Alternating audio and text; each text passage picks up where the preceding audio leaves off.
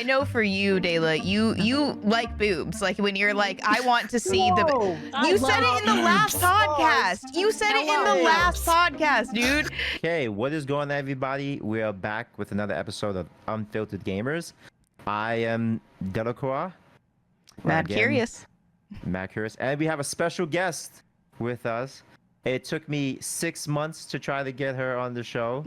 She finally said yes after I persuaded her with all my secrets to beat hidden bosses in Armored Core 6.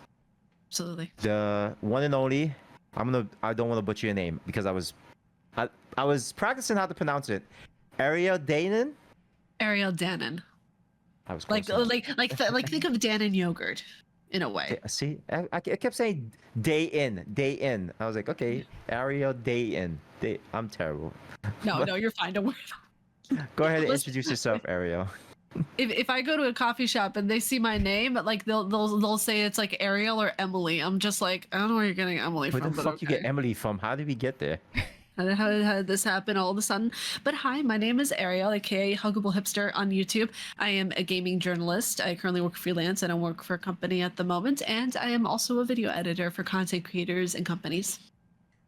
Oh, and she was one of the video editors for a well-known company that sadly went belly up, and which I would say was one of the better companies that was doing, game journalism, and that was Game Informer. Game Informer. It sucks because I've had Game Informer. Game Informer was the reason I bought a PS2 for Devil May Cry. Wow. Yeah, because I remember seeing that and reading that. I was like, you could jump on the bosses? This is amazing. Huh. That's really neat. Very good. That's really awesome, actually. Oh my god, no, the first PS I got was a PS4. That was my first experience with Sony ever. Wow. I'm old. Fuck. I did. I had a PS2 and then a PS4. Skipped PS3. Yeah, and learned why recently. I think because the PS3 apparently was very expensive. No, it wasn't. Yeah, it was. Yeah, apparently it was. They've been posting it like with all the PS5 news. Yeah, I was like, oh, that makes sense. Why a bunch of us skipped it. That's a conversation for another time. I feel so old though because the first console I ever owned was a GameCube. I'm 31 now. Yeah, mine was N64. I still have it. Mine was a fucking Nintendo. You guys are not old. I'm fucking old. I had Nintendo. 4 fucking buttons. Screw you guys. You know what? Ekins, we're leaving. We're gonna leave Ekins. We're gonna get a cane, a sparkly cane. Listen, Mads. We're gonna get a cane, sparkly cane, and we're gonna go over to his house and we're gonna be like, "You didn't see the troubles that we had." I still remember the Contra code, miss. Okay. Oh my goodness. You didn't have save games. All right. Amazing. All right. So, Madam, will let you take the lead with this. All right. So we didn't already go over this, right? How long have you been in gaming journalism? So technically I've been doing this for 8 years, but my start for doing gaming journalism where I was like, I want to be able to post articles and start writing and everything was for about 6 years now. I've been doing it. I started at a friend's website. There was no pay or anything like that. It was just literally for practice and to get my chops up because he had told me like, hey, you're a good writer. I want to be able to give you some experience with doing some of this. And he was a streamer. Yeah, I don't think he does stuff with streaming, but I could be wrong. But he wanted to get a bunch of writers together for his website that he was doing. And I was one of the ones that he wanted to have on. And I did my first review that I did for the website, I believe, was The Evil Within that came out in 2013. And I love that game so much. And I played it on my YouTube channel when I started doing stuff like 2016, 2017. I was kind of late to it. But yeah, I started like 6 years ago and I fell in love with doing gaming journalism then. And my first experience working at a company was actually this year at Windows Central. Wow. That's a really long time. I didn't do any articles for any pay at all whatsoever. I would get games sent to me, but I didn't get paid for any of my work. I've been doing, I did like over 200 articles at this point. Wow. Jesus. Oh, yeah. And didn't get paid at the beginning. Was that, so you were just doing it for fun? I was just doing it because I loved it. I mean, at the time I was almost homeless with my family. So I graduated from college in 2016 and I thought, you know what, I really want to be able to do something that I love and hopefully make an income from it someday, but also like not gonna lie, my depression was pretty bad in 2016 when I graduated because I got out of a relationship and I thought, let me try to make something work with my degree. And I was supposed to be a drug and alcohol counselor, but I thought, how unfair would it be for someone who is just quitting alcohol to be a drug and alcohol counselor? So that wasn't in the cards for me at the time. So I moved back with my family. I started doing YouTube in my dorm room, April 5th of 2016. And then I was like, you know what? I want to do this. I like need to do this full time. So now it's actually a point where I can do it full time. And I live with my family. I'm a part-time caretaker for my dad, and it's been really good. I completely relate to that journey. That's amazing. That's awesome. Oh my goodness. What made you want to start into doing like start writing and doing game reviews? Was it just like something was like, I need to do something. I'm like, I gotta get out of my dark thoughts and like get something done. It was like, oh, do you kind of like fall into it? It was like, what kind of like sparked that? I'm gonna be completely honest right now. With my train of thought, it's because I want to make an ass of myself. I want to make people laugh. And that was with the YouTube videos at first. I thought that if I can help people laugh, it'll help me get better.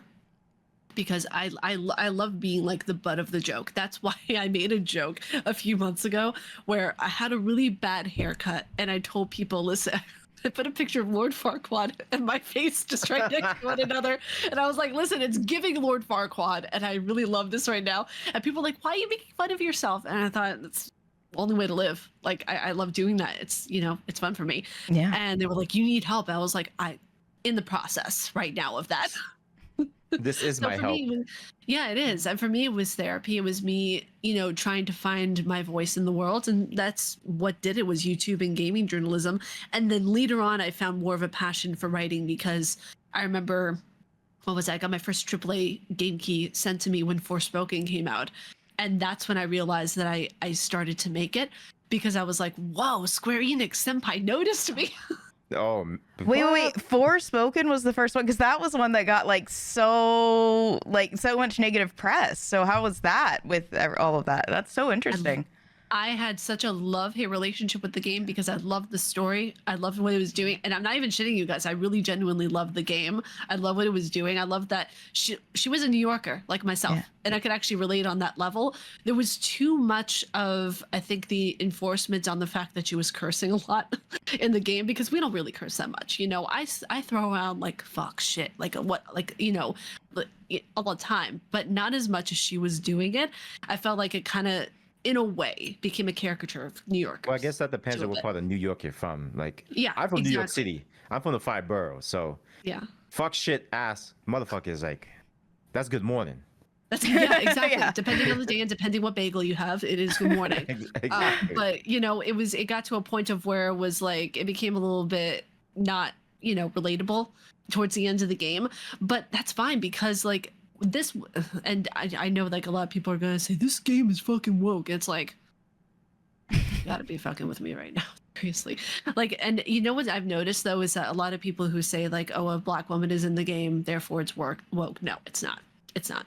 And people want to pull that card all the time. And I saw that even after I was starting to do a playthrough of the game, people were like, oh, she had the key sent to her. Of course she's going to like it. It's like, no, I'm honest with my stuff. And if people took the time and saw my reviews and everything, they would know that earlier in my career, I wasn't very honest because I didn't want to piss off companies and I didn't know how to approach certain reviews. But then it got to a point, it was Fallout 3. I didn't like the game. I hated it. There was racism, bugs, it was terrible control work. I wanted to point that out. And I was so anxiety ridden of how I should approach this. It was the first time I got almost doxxed for my opinion of that game. For fucking Fallout 3? For Fallout 3, because I pointed out the bugs and I pointed out the fact that there was racism. A guy was being called, you know, a knuckle dragger, which is a racist term for a black person. And then, yeah, from a lot of my black friends, I talked to them and they were just like, yeah, that's a racist term for us. And I never knew that. I never realized that. I always thought knuckle dragger meant like a Neanderthal, like you're a knuckle dragger. I was like, yeah. But apparently a lot of, and even that's why I thought at first, but I wanted to make sure because I wanted to make sure that everything was accurate for the review I was doing. And that was at that moment that I saw, even there was, you know, I'm Jewish. So like a lot of the stuff that was in there, like there was a poster that it was in the tunnel on your way when you're going to the radio station to look for your father. And in Fallout 3, it was a poster that said, "Where will you be when the Holocaust comes?"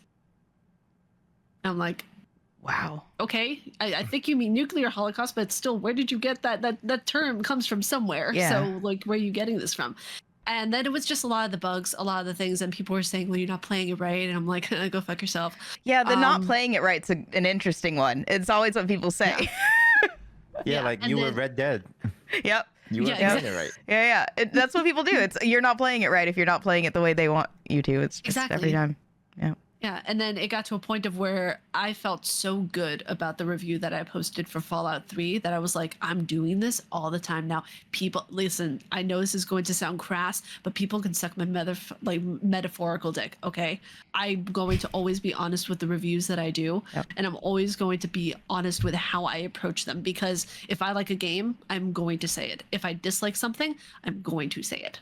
And it's refreshing to hear that, because it sounds like so many people right now are saying, you know, oh, journalists are like sellouts, blah, blah, blah. They never say anything right. They never say their truth. Like, it's just they're saying whatever the game companies want them to say. You know, it's like it's refreshing to hear because people just don't think that journalists are actually saying their own words. Mm-hmm. There are a lot of journalists that don't.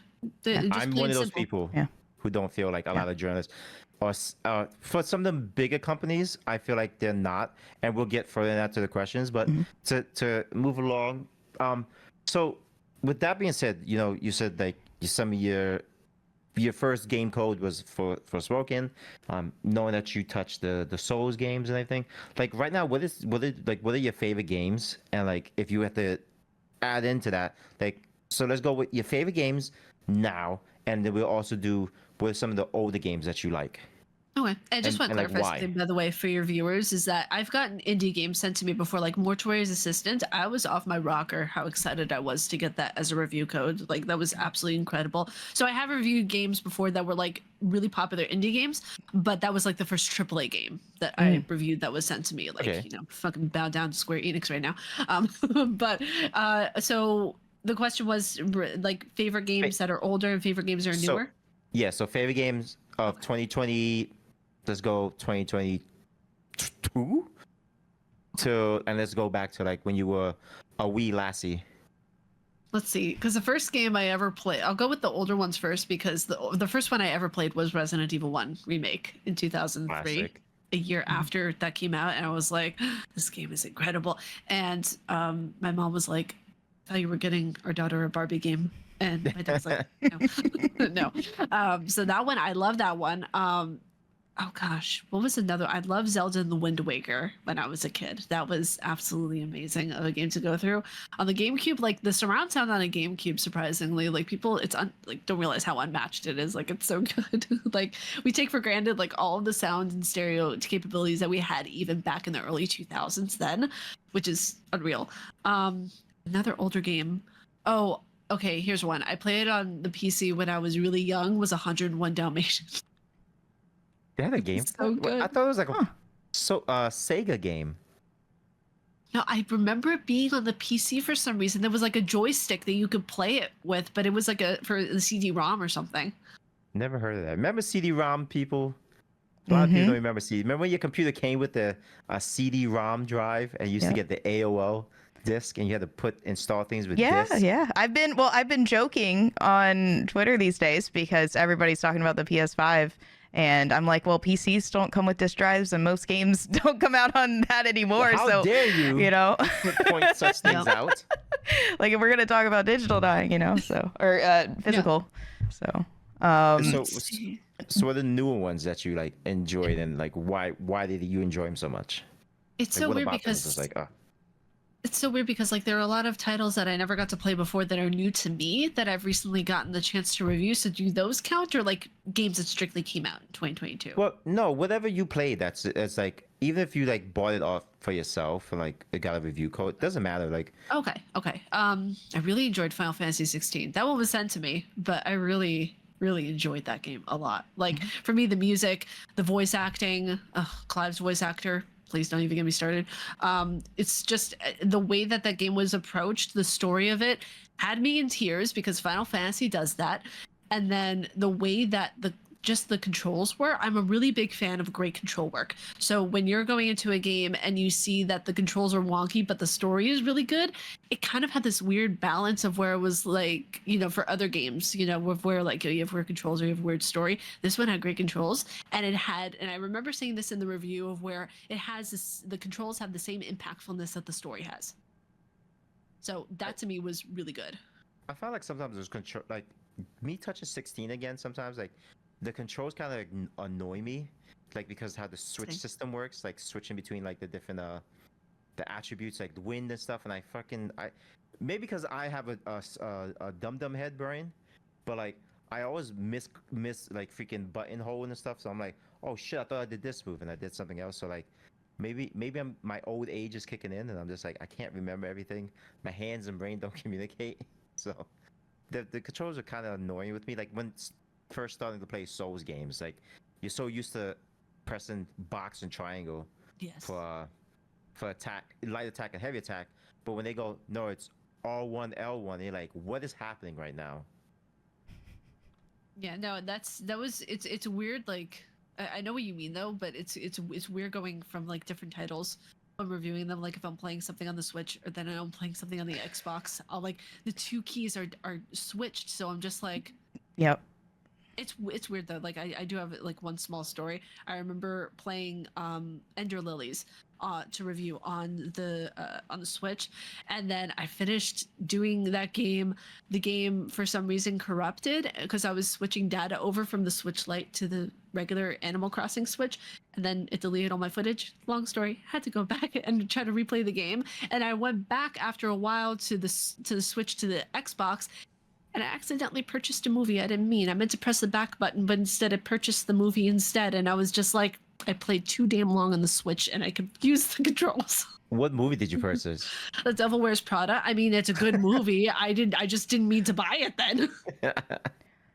No, it But now really it's in is. my library. Switching between all of the different consoles is crazy.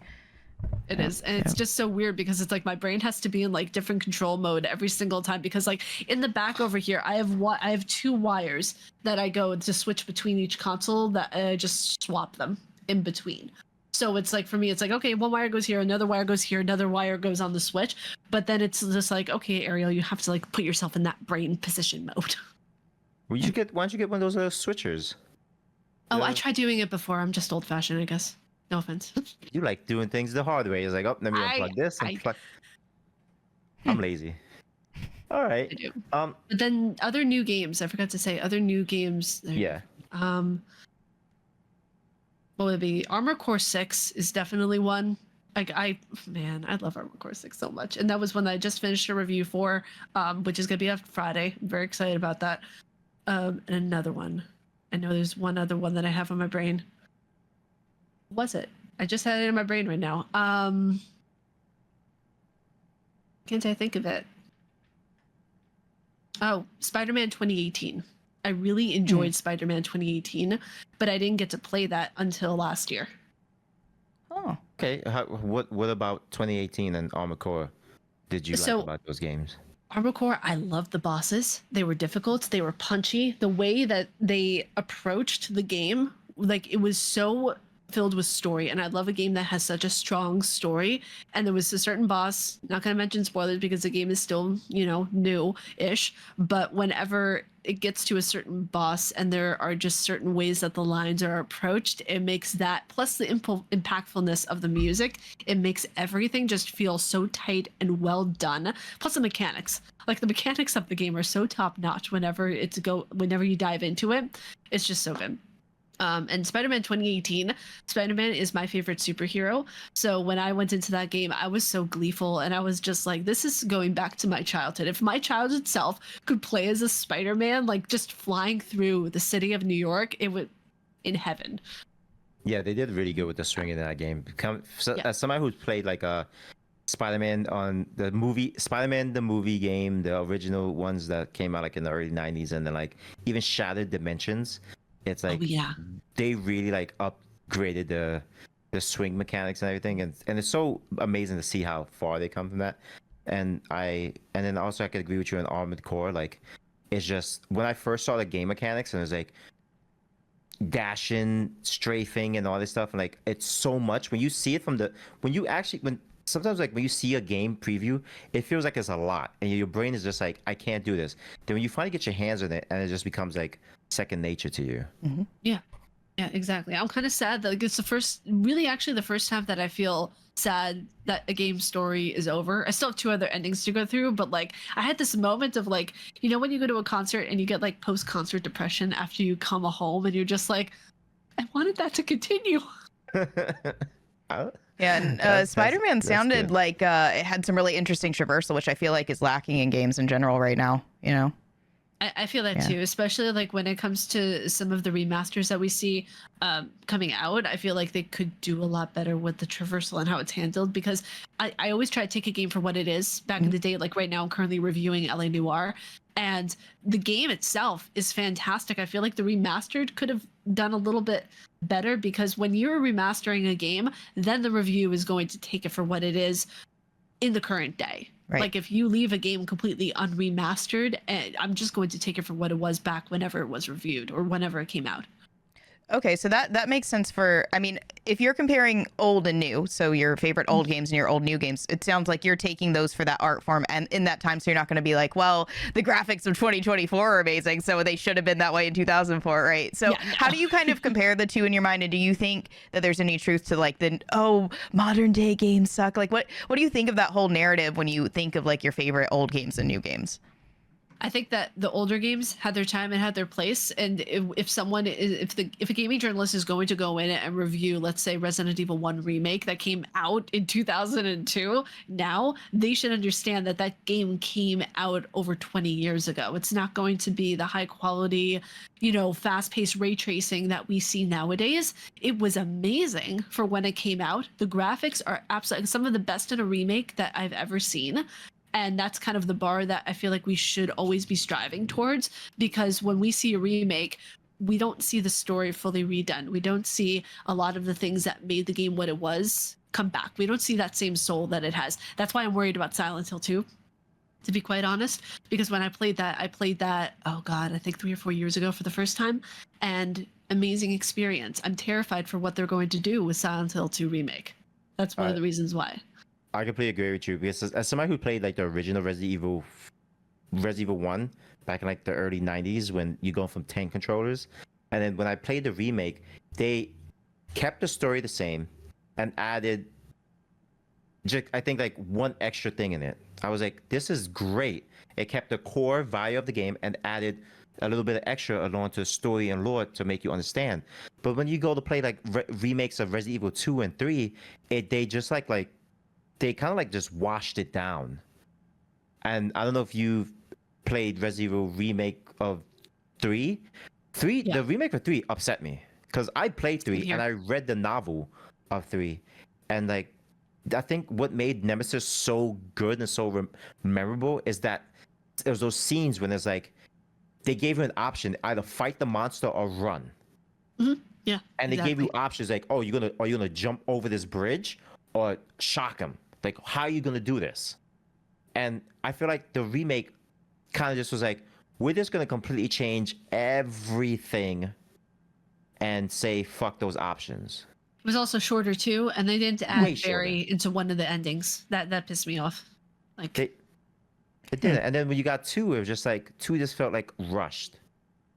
I disagree. I love 2. I love the way they approached it, and I think that was one of the remakes that I could really get behind. I'm just very worried. Like, part of me is worried, part of me is excited, because I don't know if they're gonna. I actually no.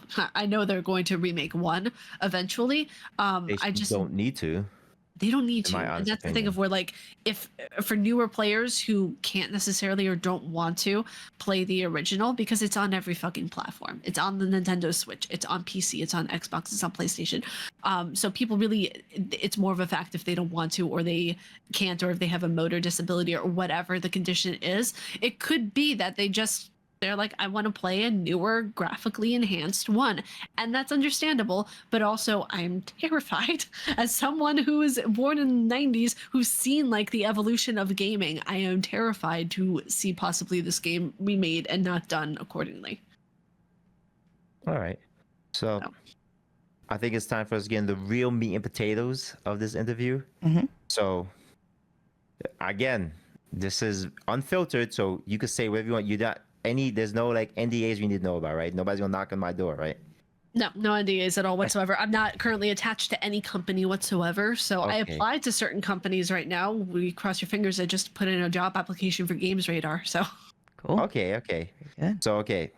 So we're gonna talk about game journalism, something that's been like, I feel, and so has Matt felt like, it's just become this whole shit show of people just being completely. Am I using it right? Unbiased or biased? It's just like they're not honest. Biased.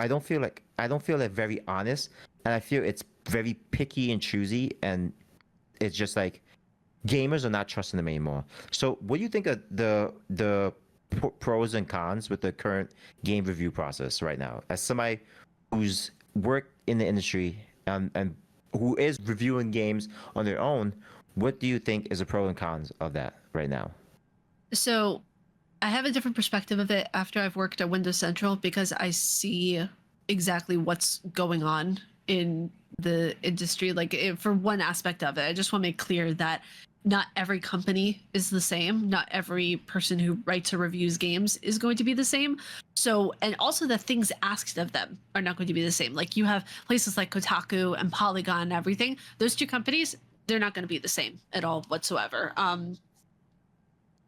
Sorry, I want to let the motorcycle pass. I didn't want to talk over that. So like anything that is asked of a reviewer is going to either be asked, I believe, by the senior editor, or it's going to be dropped into a Slack chat, and they're going to like pick and from like what things they want to write about. Because I know when I worked at Windows Central, there was a news kind of like what was it, like a writer's room that you could pick from in the Slack, and you could say, oh, I want to write about this today, or I proposed ideas to Jez all the time because he's the one who hired me on, and I worked there from January to April of this year.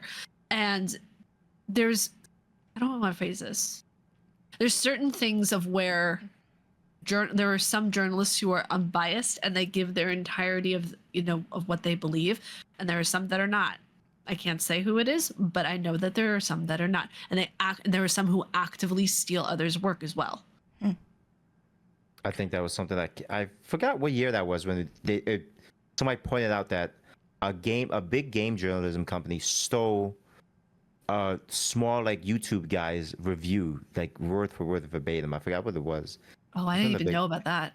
It's interesting the process you just mentioned too. So you were saying like it sounds like in some companies you have pitching and some you don't. In some it's like they kind of assign you stuff. Because I know for me it's like a whole thing where you pick from a whole list that the editors kind of come up with, or you can pitch, and they can approve or deny. So I don't know, is that the case with most of them that you've worked for, or is it really varying? I've only ever worked for one. Yeah, okay. I only ever worked for Windows Central, and that was my first time ever getting paid for articles, and that was my first time ever working and seeing what it's like just working as a journalist. And let me tell you, it's when you're working for a company, it's one of the most exhausting yet productive yet rewarding things ever. During our time when we were all working for certain reviews that were coming out, I did 2 main game reviews during my time there. One for Outlast Trials. I was sent that about a week before the game came out. And not to brag, I don't use this as like a bragging point. I use it as like, wow, I'm proud of myself point of where they used a quote in their placard. So I was really happy about that when the review dropped. But then I was also I pitched to review Kill the Justice League, and I gave my review of that, and people were pissed off at the fact that I gave it a 4 out of 5, because you have to give a numbered review with your reviews there. You have so people can see it. I don't like that, and I know we're probably going to get into that a little bit, but I gave it a 4 out of 5, and people were using that as a point whenever I was being harassed last week, that, oh, we shouldn't trust you because you gave it a 4 out of 5. It's like, I genuinely enjoyed the game. I don't know what you want me to say. So it's interesting that you say that, because like, what do you think the biggest differences between a journalist review and a consumer review are? Like, do you feel like you had formal training while you were going through it? Do you feel like there's things that you learn along the way because they're like, well, you need to give a number? Like, is there more value that you think is being given, and what is that? So there was definitely training that we had. I had training on how to like write different articles on the database that we were given. So there's a thing called vanilla that is used. I don't know if you use vanilla at all when you're writing up the articles on the website, but I know different companies will use different databases to write different things. I was trained on how to use that and how to like do SEO, how to do different things, because since this was my first experience working at a company, he sent me just sent me an entire video actually of training me on like, hey, we're gonna, show you how to do this, or like go through SEO with this and how to do tags properly and how to do this. It was just a crash course on how to properly input everything into there. That way it appears on the website. And then you don't publish an article yourself. You have to have one of the editors. You let them know that it's done in the Airtable, and then they publish it for you. Yep. So like yeah, and that's the thing of where like when it comes down to the articles that we review, if you could like repeat the other part of your question, because I explained that and I have to remember the other part. Well, what do you think Okay, the so value good. really is? Because it sounds like with all of that, you learned the process, the structure, which really helps you get your thoughts in order and all of that, and like have a Yes. structured story. But what do you think is the value of the content that you're bringing to the table versus like a consumer review? Like, do you think you're learning things that kind of help you look at the game in a different way than consumers might in order to try to help people? What is your end goal when you're talking to the audience? Because obviously you're passionate about it. You want to share your experience with the game, but journalists generally have like an actual goal in mind, versus a consumer where they're just expressing themselves. So kind of like, what do you think that value is for journalists?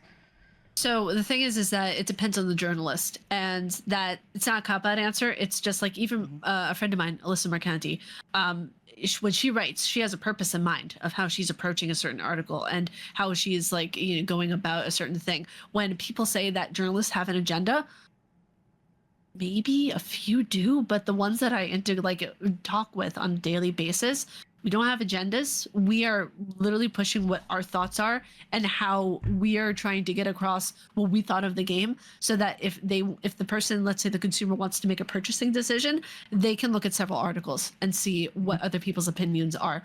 So the main difference between us and a consumer is really that much. Like, I'm gonna be honest, it really isn't that much. Like, I might have like a little more training in, let's say, a consumer in how to like discuss something for a website. That way it goes up and it gets approved. But at the end of the day, I'm a consumer as well. Like, I consume the games. I buy the majority of the games that I discuss, besides a few that are sent to me here and there. But in the long run, we're no different. I feel like sometimes it is like as somebody who's, I'm not a game reviewer. I'm a more consumer on the YouTube, on the world of reviewing and writing. As a consumer, I feel like sometimes some game journalists, they will, their opinions on games are just very, it doesn't seem very authentic. And I get it's your experience with the game, but then when you start reading the article, it's like, well, the game didn't have these certain things I would have liked to see, and it's like, well, why does that need to be in the game? Does that change anything? I can speak on that. So certain So go ahead. aspects that, if a certain reviewer doesn't talk about something in the article, I've seen this happen, of where sometimes they will honestly forget to mention it, which is like, it's not a good thing. Trust me, it's not a good thing to forget to mention like a key item in a game, or just leave it out or omit it entirely. Sometimes people will forget. Other times people will not think it's important to discuss it. And I know that for me, sometimes I don't talk about the audio in a game as much as I should. And some people will. They'll make that like one of their entire focuses is to talk about music design and audio and structure of the audio. I don't think it's that important. But I know for a lot of people it is. Like, there are certain people who will talk about more political concepts in video games, or, it's just the way that an article is structured that is what makes the person's review. So I will have a very particular writing style when I'm going about something. I know Gene Park, he has his particular writing style when he's going through video games. Same with another writer friend of mine, Tony Blanco. He's a tech writer, which is more when you get into like the objective, like, okay, you're writing for something, it's not really as opinion based, even though, you still have to like put your opinion down there to be like, would I recommend this kind of thing? Because each area of journalism is going to be entirely different on how the article is approached by the person writing it. It's so interesting to hear that, because if you were listening to all of the consumers who are mad at gaming journalism right now, you would think that journalists are given like a checklist and they're like, you have to give this type of ranking and you have to say these things. So where do you think that's coming from, the disconnect between consumers and journalists? Because it sounds like everybody's kind of doing their own thing, and there's some things that come out that do sound the same from multiple people. So where do you think that comes from, and why? Me isn't sure, because I haven't worked in enough places to really know. It's really kind of sad, because I feel like we should all be baking bridges and discussing more of this instead of having like in bad faith conversations that we normally see on Twitter.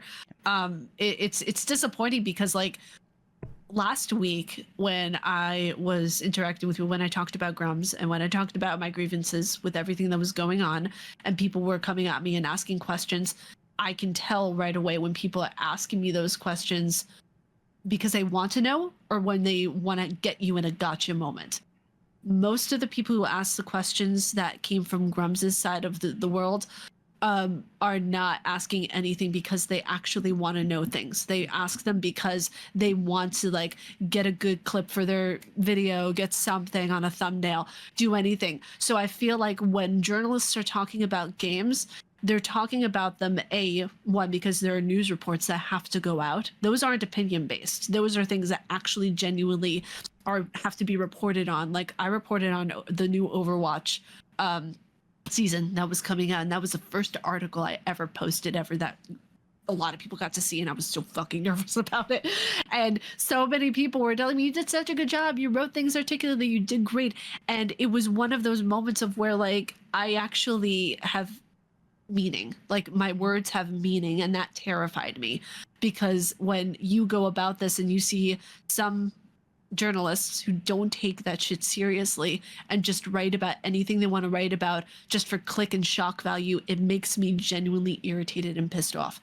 Because that's not like you. Like, I'm gonna say this right now, journalists have a fucking responsibility to handle interviews, to handle what they're being given as a blessing, because you have to handle your job with the utmost care, because something that you say could negatively impact someone else. There was an article that was removed from Kotaku, and I don't know if I should mention this, but I really want to, and it's one of those things of where like it was a discussion about a friend of mine, Natalie Lawhead, and what happened to them, and a certain journalist decided that it was okay for her to discuss all of the things that happened to them, how they were raped, how they were assaulted, and everything like that, and they thought it was okay to write about that stuff. It's not. No Yeah, that just journalist seems like a In like a game review, or just in a different type of? in an interview for Kotaku.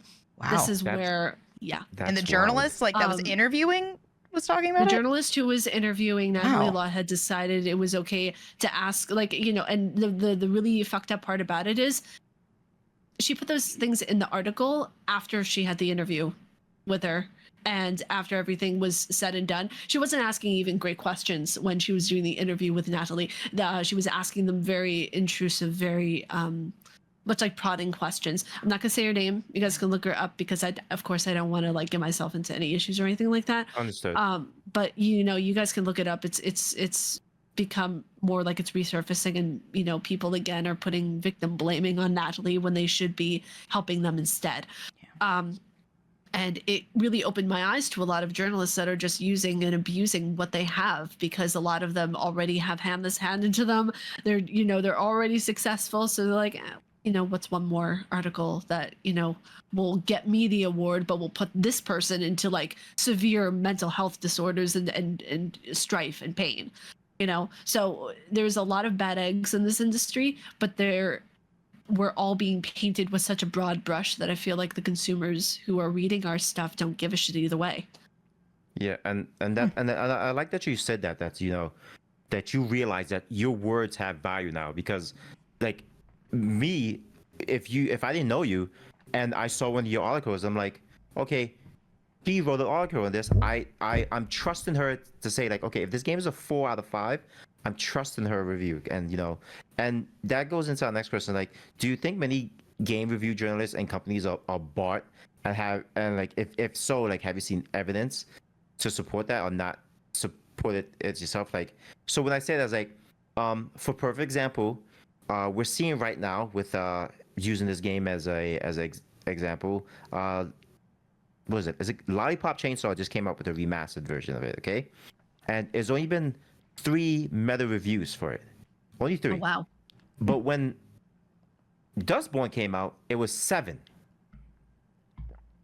So why is it, do you think that is? Do you think like certain game companies are like have to be paid, or like game review companies are being paid out to say you're gonna write these about my game and you're gonna give it a good review? You I don't have think to. so. I don't think You so don't at think all. so? No, I don't. And to be honest, I don't. I haven't worked long enough in other companies to know if it is. To be quite honest, when I am reviewing games, for example, that a company sends to me, like Square Enix, they don't tell me how to write the game review. They just let me write it the way I want to write it. Like, I was kind of negative in certain instances about the control work in Forspoken, and I was able to say that to them, and like I was able to say like, hey, these controls aren't that good. Or I was talking about other things in like Final Fantasy VII, even with Rebirth. When I was sent Rebirth, like they just let me review the game the way I wanted to. Like, when it comes to that stuff, I know for a fact that creators aren't being, like myself, aren't being bought out that way at all. When it comes to other companies and journalists and all that kind of stuff, I don't know, to be honest. Okay. Do you suspect that there could be it all in other companies, or do you think they're all probably similar in that they're letting writers write? Like, what do you suspect that it all They're just based on probably- the consumer's perspective at this point?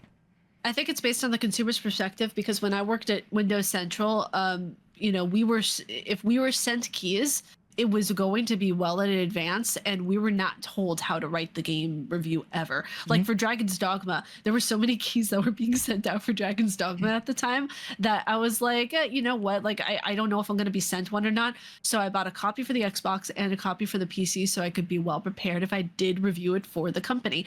And that was around the time that I was leaving, so I didn't get to review for the company, so I reviewed it for myself. And I even like, whenever you're even reviewing a game for a company, and the only instance I can talk about is Windows Central, so if I bring it up a lot, that's why. Fine. But even when we were reviewing and like doing articles for Windows Central and everything, we were never told how to write anything. We were just like, be honest, be constructive, don't be overly negative, like don't be like, this fucking sucks, like don't get this thing, like don't be like that or anything like that. But be constructive, be honest, but write it how you want to write it. Yeah, and it's interesting you said about the negative too, because where I'm at right now, they don't really want to even write articles that are negative framing. It's very much in the positive space, which is what I enjoy. But it seems like other companies do have like a more negative framework. There's like things that come out about the dramatics surrounding games instead of kind of about the games themselves. So I don't know if you have any thoughts on that, but it does seem like some companies are more positive and some are more negative. Yeah, I know that, depending on the person's background and depending on what angle they want to take with it, that's pretty much what it comes down to, is like the angle that the person wants to take with the article. Like, I don't even know like what companies would ask a person to do that, because I genuinely don't know. Like, it could just be down to the person and what the writer wants to do with the article. Huh. Okay. Yeah. I mean, you pretty much answer a question too, like, did you have full control of the articles that you wrote and everything? And you pretty much said like, yeah, you had full control. And so they never came down like, when you wrote an article for your first company, they never said like, okay, let's Just review it hold on one first. So you, like I said, you kind of answered that first question, the next question, not the first question, that did you have full control of everything you wrote? Yeah. And you pretty much confirmed like, yes. I would just ask like, didn't have to like send it into somebody like a head editor so for them to review it and they kick back and go, well, you can't say this and this, change it? That never happened. It was just like, you got it, okay, it looks good, and that's it. They never like told you like, The only thing is like, you send it over to an editor. Yes, you have to send it over to one of the editors to be able to double check certain things, because if someone says something wild or out of proportion, you have to be able to be like, no, this is like, dial it back a little bit. But the only thing I was ever corrected on was like grammar stuff. I was never told what to say. okay, so you were never coached. Like, you have to say, this is a good game. This is a very good game. Was never told I had to say anything that I didn't want to. Okay. So that's good. So It sounded like you said before that everyone kind of has their own different goals. So do you think that anyone in the industry is pushing agendas, and do you think that can be harmful? I'm going to kind of combine two questions here. Do you think that if they are pushing agendas, do you think that that's kind of harmful for helping people decide if they want a game? Do you think that's what reviews even are for, to help people decide to buy a game, or do you think it's just people offering their personal bias and people can take it or leave it? Like, what do you think about all of that? I'm going to play devil's advocate for a second. If people are pushing biases, that is extremely wrong. It's unethical to do that, because when we see a game that we might want to pick up, and let's say I go to Joe Schmo across the street and he's a reviewer, and I'm like, hey, did you post a review on this yet? I read it and it's filled with like biases and all this kind of stuff, and then I go to another person and I see their article and it's a lot more well articulated and well thought out and everything. It's not just talking about like, well, you're not going to like the game because it's pink, and then you have another person who says, well, you might not like it because of the controls or because of the art style. It might be bad for people who don't have great vision or something like that. If the person who's writing the article is informative and is doing something for the right reason, you can tell right away, versus another person who is just doing this for clicks. It's very, very obvious when that's the case. But most of the time, since I do know like a few good, like really decent writers in this industry, that's not the case for a lot of people. Mostly they just write from what they want to write about, and that's it. But like I said, I haven't been hired at a lot of studios or hubs for writing or anything like that, so I don't know too much about how they work. So you think it's more for the passion of it than thinking like about trying to recommend or not recommend a game to people? Do you think they're generally writing to try to do that, like as a review, like saying, hey, I'm trying to tell you whether this game is for you or not? Like, do you think that's an end goal for most, or do you think it sounds like people are just writing out of passion? When I think they're writing out of passion. I think they're writing out of, ooh, I have this audience that I can write to now. Let me talk about what I love and what I want to speak on. And that can be both really good and really dangerous. Because when you have articles at Kotaku that will completely misrepresent how a game is done or a game is working, like I felt so bad for for Concord and how that game was just completely fucking shut down and everything like that, and how people were taking that and just shitting all over it. And you had so many instances of where journalists will talk about, let's say, Hogwarts Legacy, for example, and they'll shit on the devs or they'll shit on other people. While that's not a game I would ever play personally, it's one of the things of where journalists are being paid at the end of the day to write a review and do their job. That's basically it. If they're going to take their own perspective with it and their own leaning thing, I should think that it would be something more educational and not something that they would write just because they want to shit on the game. Yeah, and it's interesting you brought up Concord, because Concord, people were like, oh, the game journalists are trying to defend Concord. Why do you think that came about? Like, why do you think people thought all of the game journalists had the same opinion about it? Or if they did, why do you think that would be? I actually don't know, because I haven't played the game, so I have no idea. You never will. Yeah, but I mean, just like in general, if people are having similar opinions but with different goals, do you think there's any reason that would come about and people would have that perception, or is it just coincidence? I think it's just because a lot of it, and I'm gonna be completely honest when I say this. I know people are gonna think I'm a bitch for saying this, but a lot of people who are consumers on Twitter like to think what they want to think, and sometimes it's in the realm of reality and sometimes it's just really fucking off base. Yeah, could be self-fulfilling. Exactly. And it's one of those things of where, like, look at how many times we've seen Grums come up with the conversation of where women should look like this. It's like, no, women are women and they have different curves, they have different facial constructions, different things, just like a review. It's different constructions, different way of looking at it. If someone has the same review as someone else, like word for word, that's plagiarism and we have to look at that. But if someone is talking about like one review and it's positive, and then we have another review that's positive, it could just be that both of them like the game. That is true. I just feel like with Concord, like how some game journalists were talking about it, they weren't really looking at the gameplay of it. It was more like, well, this is going to represent X group, this is going to do this is going to do this, and people are like, well, what about the game? Like, we want to know the game. So people are so removed from the game that when they started doing the reviews and started actually like talking about the game design and how it plays, they were like, we don't even want to hear it. And I've seen the reviews for Concord, and even the people reviewing it were like, the game doesn't offer anything new. So when you have like something like that already said about a game where people are like tuned out, they're like, I'm just never gonna buy this game. You already said the game. It doesn't offer you anything new in a hero shooter.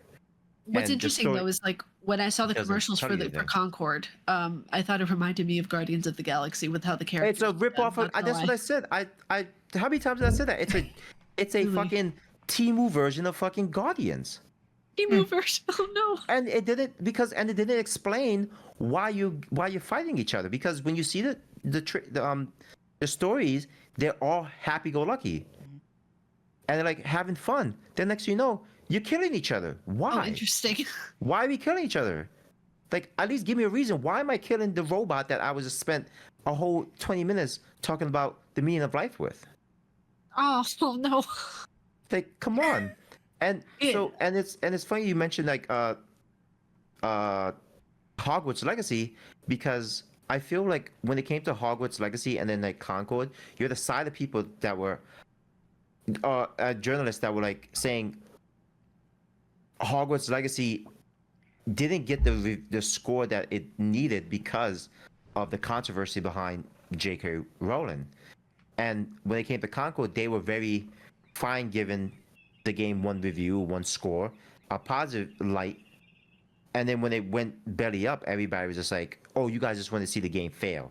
But I feel like if these people saw Hogwarts Legacy fail, they'd have been happy too. So I feel like you said, people on Twitter don't live in the sense of reality. But as somebody who's the main consumer, if I see a game journalist completely like bashing the game on Twitter, they're not writing about it in their freaking blogs. They're writing about it on Twitter. Well, that's the thing too, of where like if you see someone who's a self-proclaimed journalist on Twitter, they're not a journalist; they're just a shithead. Oh no, Like, no, these are actually like kind of like journalists like- saying like this game is like. Yeah. Okay. Well, I mean, but the thing is like a lot of consumers like to put their opinions in ways that are like journalists. They're very well worded, but they're very well manipulative as well. But it's a thing of where back when I was talking about Hogwarts Legacy and back when I was discussing it, I didn't do a review on it. I just quietly boycott the game. And that was it. I posted my one opinion on it, that if you see a journalist who is reviewing the game, let them review the game. Don't send them hate. Don't send them harassment, because they still have a job to do. It's like they still have to put food on the table. So it's like, for me, like, I didn't like that the, Jewish people were being misrepresented in the game. And I didn't like that trans people were being, misrepresented. But then you also have to go into a question of where if people want to play the game, let them do it. It's their money. It's what they want to do. Don't harass them. Like, I just don't understand, because Twitter isn't real life at the end of the day. Like, that's not the majority of what people go on Twitter a lot of the time, besides the few people who I've met through there, like you guys and Paris and, Danny and all those great ones. There are a lot of people that just go on there to be angry because they want to be angry at something. Yeah. That's good. No, it's I know I said refreshing already, but it's refreshing to hear that a journalist is saying we should be having nuanced conversations, because it just feels like so many on Twitter, in that like not real world at all. It's like nothing is ever nuanced. And so, yeah. Yeah.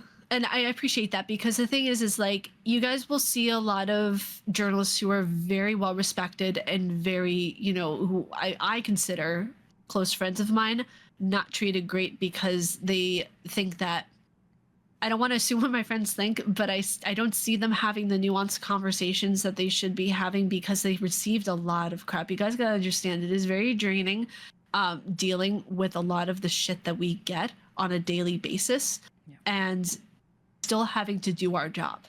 And the fact of the matter is like, when we get the stuff that we do, it makes us not want to interact with people. It makes us kind of withdraw and just want to do our work and just clap back constantly, because we don't want to talk nicely to a lot of these people who would take our conversations and words and mix them up and mince them and put them any way that they see fit. We don't want to deal with that. We don't want to deal with that. So if we, that's understandable. Yeah, so if we ever come off harsh, or if we ever come off like we're being bitchy or sarcastic or anything, it's because we are, and because we don't want to deal with people's bullshit. Yeah. We just don't. So people aren't seeing us in the best light. I will admit, they are not seeing us in the greatest form, because we're doing this to protect ourselves and protect our sanity. So we put the shield on. We have kind of very like masculine energy going into this already, and we think, you know what? I'm going to hurt myself before they ever think about hurting me, because it gets to too much at a certain point. Yeah, it's a lot of that negativity. I mean, that's in anything in the creator industry. Anybody who does this knows it's like just constant negativity at you. It's very, very little ever positive. Yeah. So yeah, no, completely get that.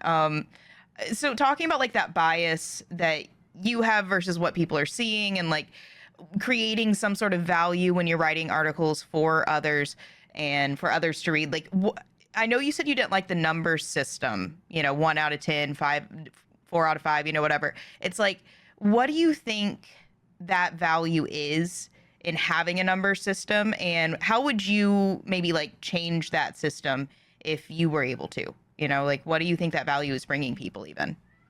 So I think the last numbered score I gave on a game was Final Fantasy VII Rebirth, and I noticed that people were only focusing on the score. Excuse me, they weren't focusing on the content of the review itself.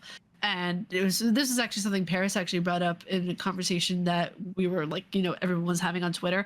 And he was like, I to paraphrase him, like not understanding why there was numbered scores, like he doesn't want to put those associated with his reviews anymore. And I thought, you know what, let me try not doing that and seeing how people approach my reviews versus the ones that I put numbered scores with.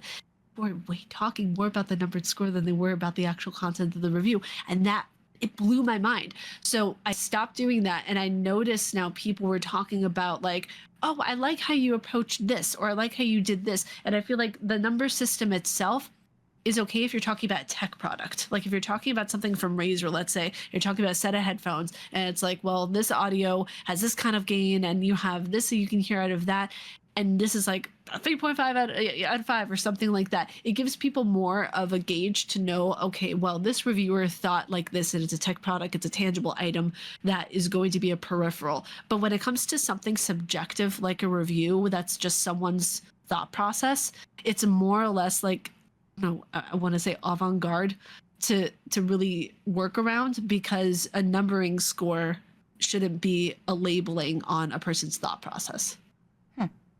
I just feel that when game reviewers give the scores, it helps us consumers gauge it, so we know what it's in. Because if we go from the one out of 5 or 1 out of 10, when you give it a certain score, how can that? I'm gonna phrase this very, very in simplistic terms. Some people who play games, we're very simple-minded people. We're very simple-minded people. I am a simple man, okay? You say good numbers, I say good game, okay? You're saying, if I see 8 out of 10, I'm like, this game must be good. If you're saying it's an 8 out of 10, all right? It must be good, okay? When you start talking about the sound quality and stuff, we start tuning out. We start going, okay, sound, we really don't give two shits about sound. Oh, the action, the controls is cool. Oh, we like that. We like that the control. Oh, the story is good. Okay, we kind of care about that. But for sometimes with games nowadays, it's like we just want the very meat and potatoes. Like how's the controls, how's the gameplay and the action, and is the story sufferable? Okay, wait, a follow-up to that before you even answer. I have the opposite perspective, which is that I want to hear what all of the features are. Like, I wish that there was a system where it was like a sliding scale of features and people were voting on like what. That? I feel like we used to have that. That's where it should be, right? It's like, so that, if you were just looking to see, I want to make sure there's combat, good graphics, and like this and this, you can go and look, right? And so for me, I'm coming from the opposite perspective, is I want to see what they're talking about with every feature. And if somebody says, oh, like I can think of one review, they said, oh, this game is really hard, so I hated it. It's like, that doesn't, hard is, like, what do you think of that, I guess? Because I have a lot of opinions, but I want to hear yours. I think that it's one of those things of where if people, when you said if someone thinks it's hard, therefore I don't like it, it's a skill issue. Like, right? Come on, seriously? Like, yeah, it is. No, don't do that. She said, "Get good." No. I literally said get good, like seriously. Like you don't have to like the game, but at least give it the fair college try. Yeah. Like don't just dismiss it just because you thought it was difficult. No. No. Like, but when it comes to the rating system, I feel like the rating system of a game, if there is going to be any rating system, there should be like a scale of where you get to each segment of the game and you have story. Okay, the story portion was, I don't know, like probably like a word scale. I wouldn't do like a number scale, but more of a word scale of where like you have approachable, non-approachable, very much so approachable, kind of stuff like that, where you have the controls maneuverable, not so much, not at all, stuff like that. Yeah, I think that's pretty in line with what I think too. I think a good example of that is like I just played the old Tomb Raider games versus the new Tomb Raider games. And so in the old ones, part of the difficulty was like the mechanics. But people would say now, oh, those mechanics are terrible if it were in a game. But we love it in the old game, right? Because that was part of what made it hard. And so I know we talked about the old versus new already, but like, do you think there is... I'll kind of jump forward a little bit. Do you think there's objective truth there, or do you think it's worth kind of like you said with the sliding scale, like where do you fall in all of that? Do you think that there's objective truths? Objective truths in gaming? Yeah, absolutely. I mean, when you look at like a new soundtrack or something, there is an objective truth that a certain song will sound pleasing to everybody. Like take Mariana's Trench, for example. They have just objectively good songs that will get you moving. Like look at a Van Halen or Queen, like objectively good songs. But the same is said in gaming, of where you will have objectively good stories, like The Last of Us Part 2. It was objectively well written, in my opinion. Like I always have to say my opinion, but if it is objectively well done narratively and you have good narrative design that brings people together, then it's an objectively good story. You can have objectively good control work and themes in video games. So like Armored Core 6, I know for a fact that a lot of people thought that the controls on that game were objectively good. That's interesting because I know I agree with you on Last of Us 2, but I know a lot of people wouldn't. And then there's people who would say like Red Dead Redemption 2, they'd use as an example of perfect story writing. I don't think so at all. I don't think so at all, right? And so it's that like was the first Rockstar game I ever played, and I was like, oh my god, I'm in love with this game. Yes, oh wow, it's so good. And so it's interesting, but it's just interesting because it's like is it really objective? Because it feels like we can all have these different perspectives. So I would almost say it's almost more like, well, it's a majority opinion, and even then it's like I kind of want to add something here we hadn't really gone over yet, but like, do you think that the majority opinion matters all that much? It obviously matters for money, for a game to make money, but do you think it matters in terms of the actual game? Like, do you think it's worth having these niche games that are just for a minority group? And I don't mean like minority. I mean like just a smaller group of people that maybe wants like a really hard game, for instance, and nobody else wants it, that kind of thing, Yeah, I mean, it's interesting because it's like, I know I contradicted myself before by saying like, oh, there should be objectively good stories and everything like that. But whenever you feel out a story, like you just know mentally in the back of your head, like, oh, this is a good fucking story. And even then it's still objective. So, I mean, it could be like objective for some people and not for, that's where it all is objective. But whenever oh my god, repeat the question. I'm sorry, I got ahead of myself whenever I went into that part of the conversation. No, I was kind of just thinking about like, do you think there's objectivity? And it sounds like kind of yes, but you're kind of not sure either, because there's so much subjectivity to these, like even objective truth. So I guess from there, like to kind of clarify all of that, do you think that there are specific features? Because I know you mentioned sound, and then Dela does not care about sound, apparently. Like, wait, stop. I care about sound I wanted to roast you a little. The type of game.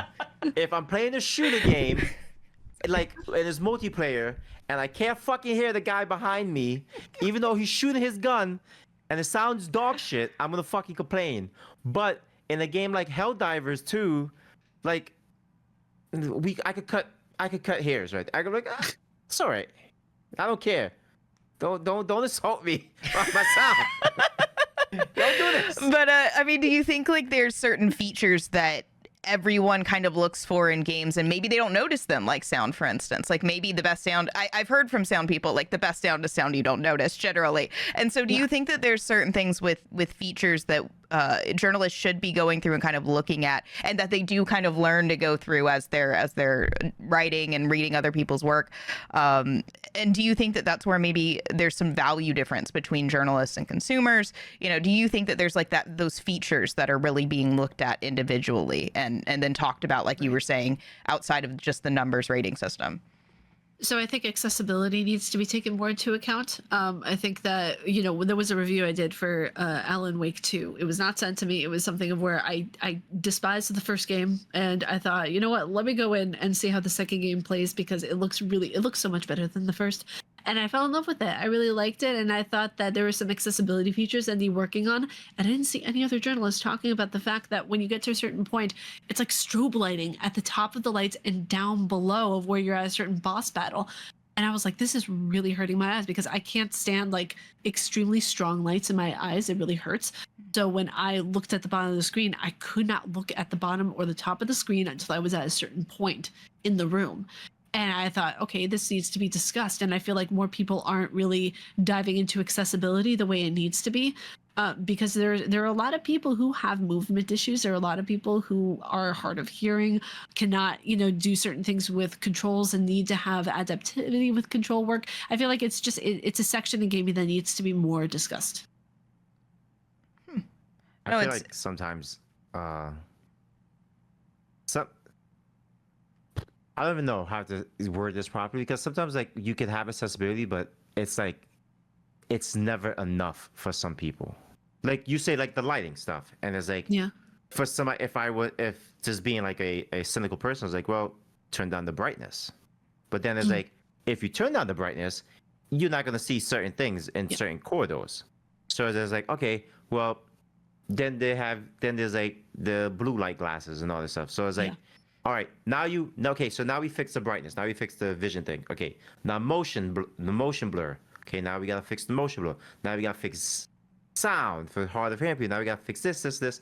I feel like after a while, like the game developers like, we're just gonna add all this stuff, and then like, the game may crash. Who knows? But like, well, you can't always make everybody happy, and I understand that. I understand that, but there should at least be a little more of an effort. I'm, speaking on the journalist point of view, not just on the developer's point of view, from journalists, where they at least make an effort to discuss something in the accessibility that caught them off guard, or something that appeases, like piques their interest. So like, okay, this is something that I might want to talk about in the review, because you can't cover absolutely everything in one game review. That's impossible to do. It would be like 10 pages long of an article that people would have to read through. It's impossible.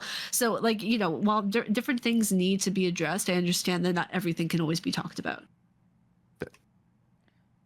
I feel like I'm learning a lot right now, because I've never really thought about everybody just writing from their passions, and so that's been kind of like the thorough point through all of the questions since, because it's just, I would have thought that most journalists came into it as like, oh, I'm trying to help people decide whether they want to buy a game, and it makes so much more sense now, because I've just like not trusted reviews for ages, because I'm like, these people aren't talking about anything I care about. It's like, I don't care. Like, if you hate the game because it's hard, that like that kind of mentality. I'm like, I want to hear, what the features have. And do you think that like there could be more discussion that dives deeper into the features and why you think that doesn't happen? It probably sounds like it's from just because people are doing it from their passion. And that, I mean, it makes a lot of sense, because I don't think that other people, think about that either. They think that there's some big conspiracy for gaming that it really is.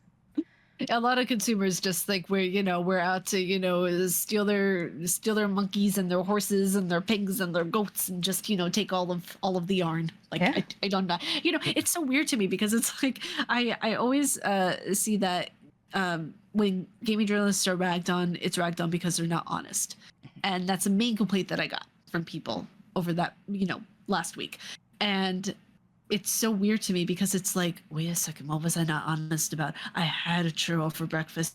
What was I not honest about, dude? Here, like, it's so weird to me. I just have to bring that up for a second, because it's like, when we're looking at different articles and we're seeing people talking from their passion, we're talking from, like, when I wrote Armor Core, I was talking about the story and some of the psychology, because that is my passion. That's what I love talking about when it comes to a game review.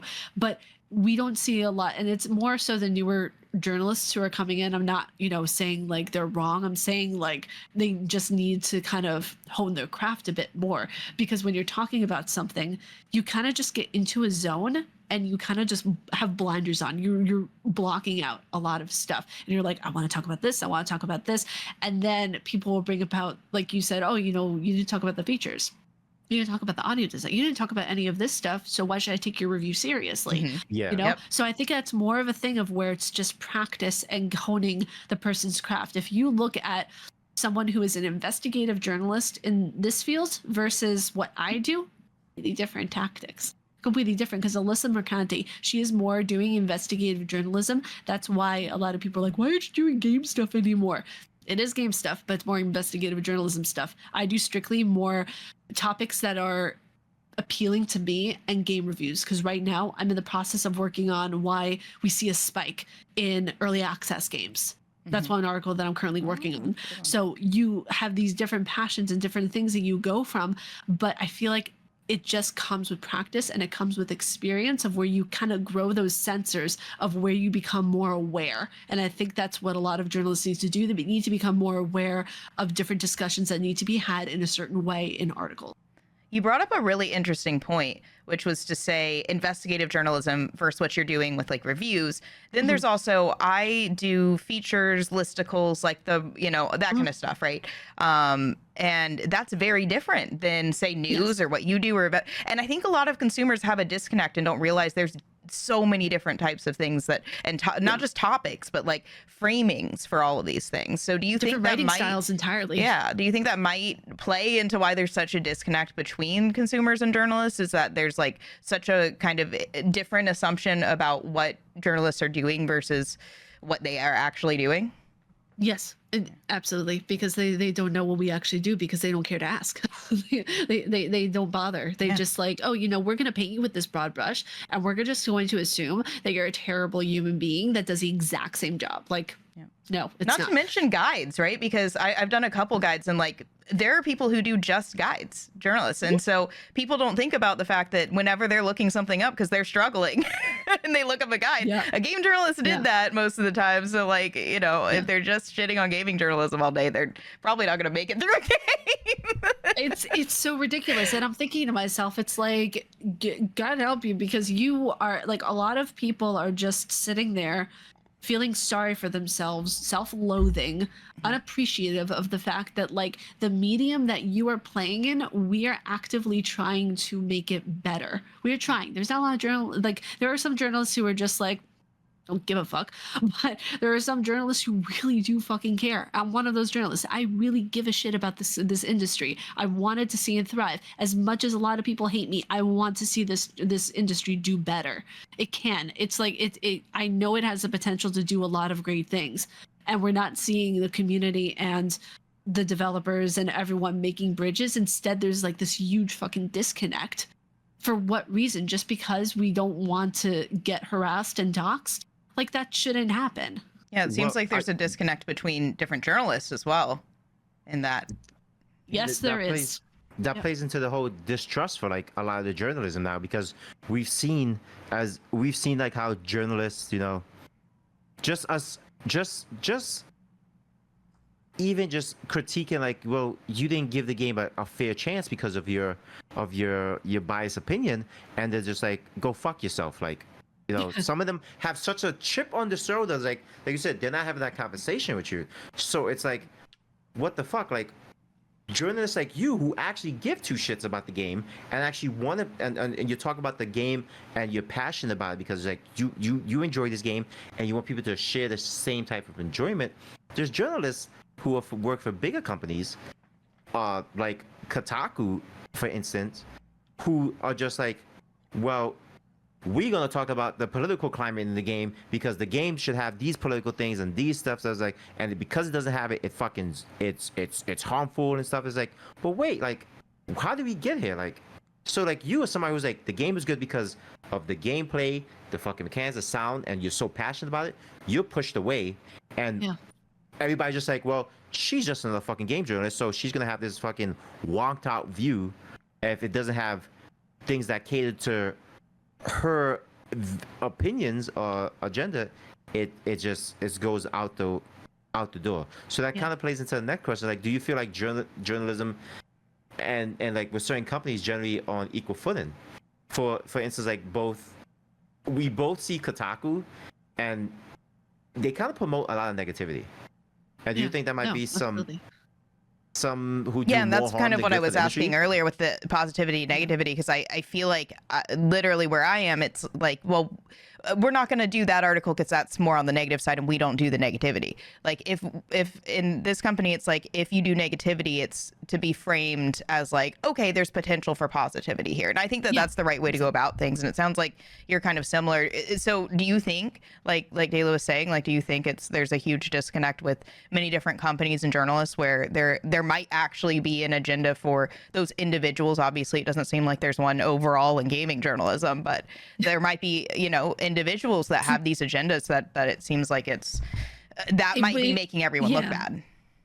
Well, yeah, it's the individual more or less. It's not so much the company, because the company Kotaku is in I can't even go there. Kotaku kind of fucked it up for everybody. It kind of started, like, as we talk more, it kind of seems that way, like the only thing I ever see from Kotaku is just like constant negativity and like things surrounding gaming and drama of surrounding gaming, but never the game itself. I think that might be more individual. I don't know necessarily. I'll be completely honest.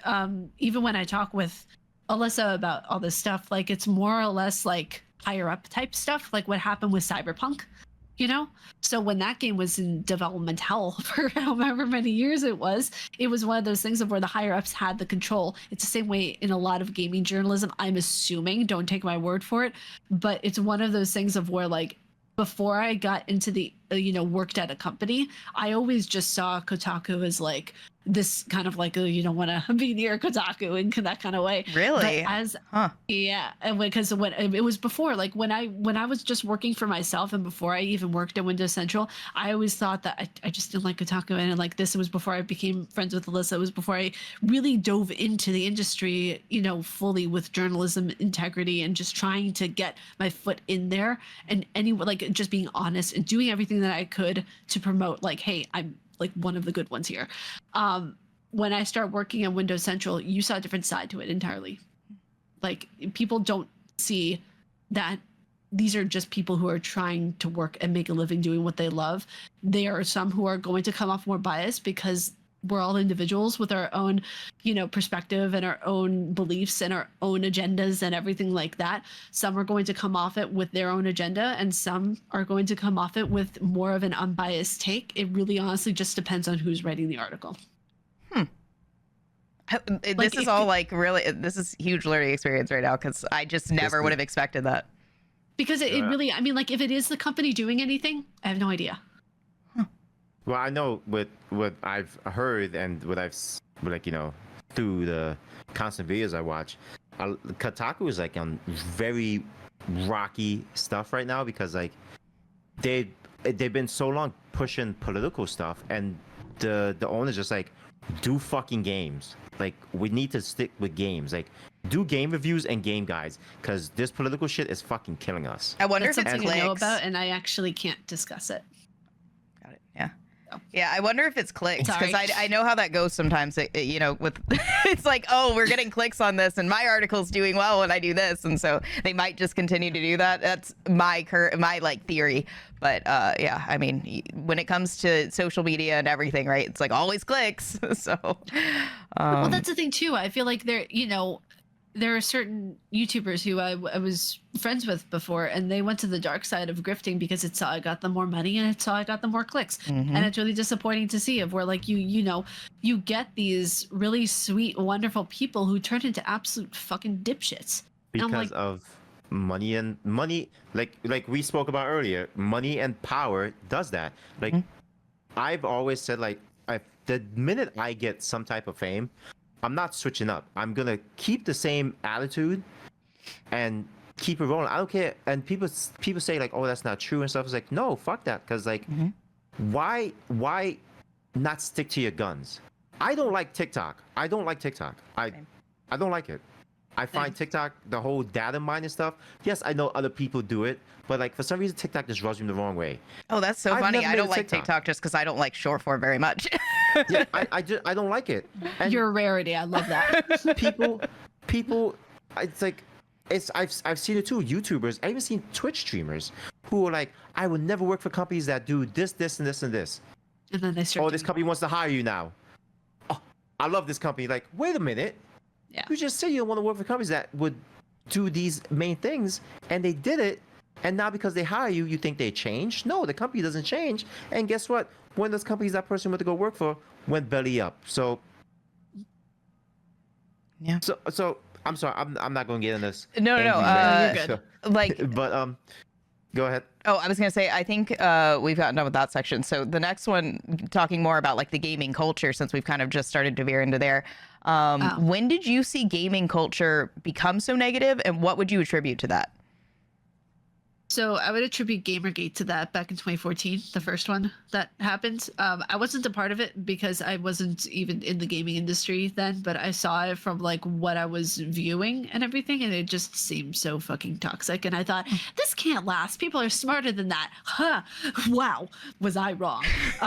It's so wild to me because anytime that I see the negativity now, people just like, it's just like breathing air. It's just so normal for a lot of people.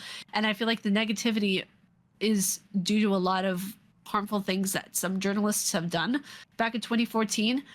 There are two main ones who are at the top of everything who will remain nameless, but We know their names. Yeah, they pop there's well, I don't know if we're thinking of the same ones exactly. I think we are. Okay. Actually, you can cut this part out, but I'm going to say it, but I don't want this to be in the video. Sure. We'll bleep. Okay. Or just like Okay, cut the so- whole, yeah. Okay. I was thinking of two different people then. Yeah, no, they're Nepo babies who stole work and Wah. is one of the people who was the one who wrote the article on Natalie Lawhead. Okay. So, yeah. So Wow. what do you Yeah. attribute that to? Like, why do you think people did what they did during Gamergate, and why, like, because if that's the reason it started going negative, why do you think they even started that out, and why do you think it worked? I don't know because like I said, I wasn't even a content creator then, so I Yeah. wasn't sure why any of that started to begin with. Seeing it now happening, I'm thinking, wow, okay, people really must need money badly. Like, I don't know. Doesn't it always Gamergate go back was to kinda money, like a right? Witch hunt. Gamergate, when it started, it was made by a female content creator, Oh, and really? yeah, you don't know the history of Gamergate? I don't know the first one. No, I only So- saw it briefly. So Anita Sarkeesian started the whole Gamergate thing. I don't know if you ever heard of Oh. her. I have heard of her, yeah. She made like videos saying like how games are sexist because XYZ it goes to the male gaze and stuff. She broke this whole thing down, and she said like everything in gaming is like racist, sexist, homophobic, and it's everyone's job to point it out. Ugh. And then she went to like all these games. She went to like all these games, and a lot of people started to get upset. Like, wait, but what are you talking about? Like, that's not true. But the thing was, during that time, to go against that narrative was just like, if you say anything bad about this, especially as a female content creator, you are an asshole. You're sexist and this. So it became very wordplay, and then it got even deeper and deeper. And then come to find out, she wasn't such a good person because she did a lot of Kickstarter campaigns to get money to do more game reviews and just took the money and ran off. So Jeez. yeah, if you look into it, it's like a rabbit hole. Then you go like, why the fuck is this person was an upward fail? And she's constantly trying to come back into stuff, especially with games. So that's when Gamergate started, and she kind of made that the thing. Like Gamergate is like all these men hate female streamers and gamers and stuff, and like gaming is all this dark stuff. So when I hear Gamergate, I'm like, are we really fucking doing this again? Like It's Gamergate it's like, 2.0. it's beating a dead horse. And I have a close friend who lost her whole like jobs and stuff because she was associated with Anita, and when Anita went for the company and pointed all stuff out, they just started cutting people. I was like, Oh, wow. yeah, and she was like, this Gamergate was something that destroyed my life. But no one talks about that. No one really talks about it because you rather hear the positive stuff of Gamergate. It kind of changed the culture of gaming, right? I'd They never kinda- heard anything positive I- about Gamergate. I didn't I know mean, like, anything about Gamergate, really, to be honest. I but- mean, like, huh.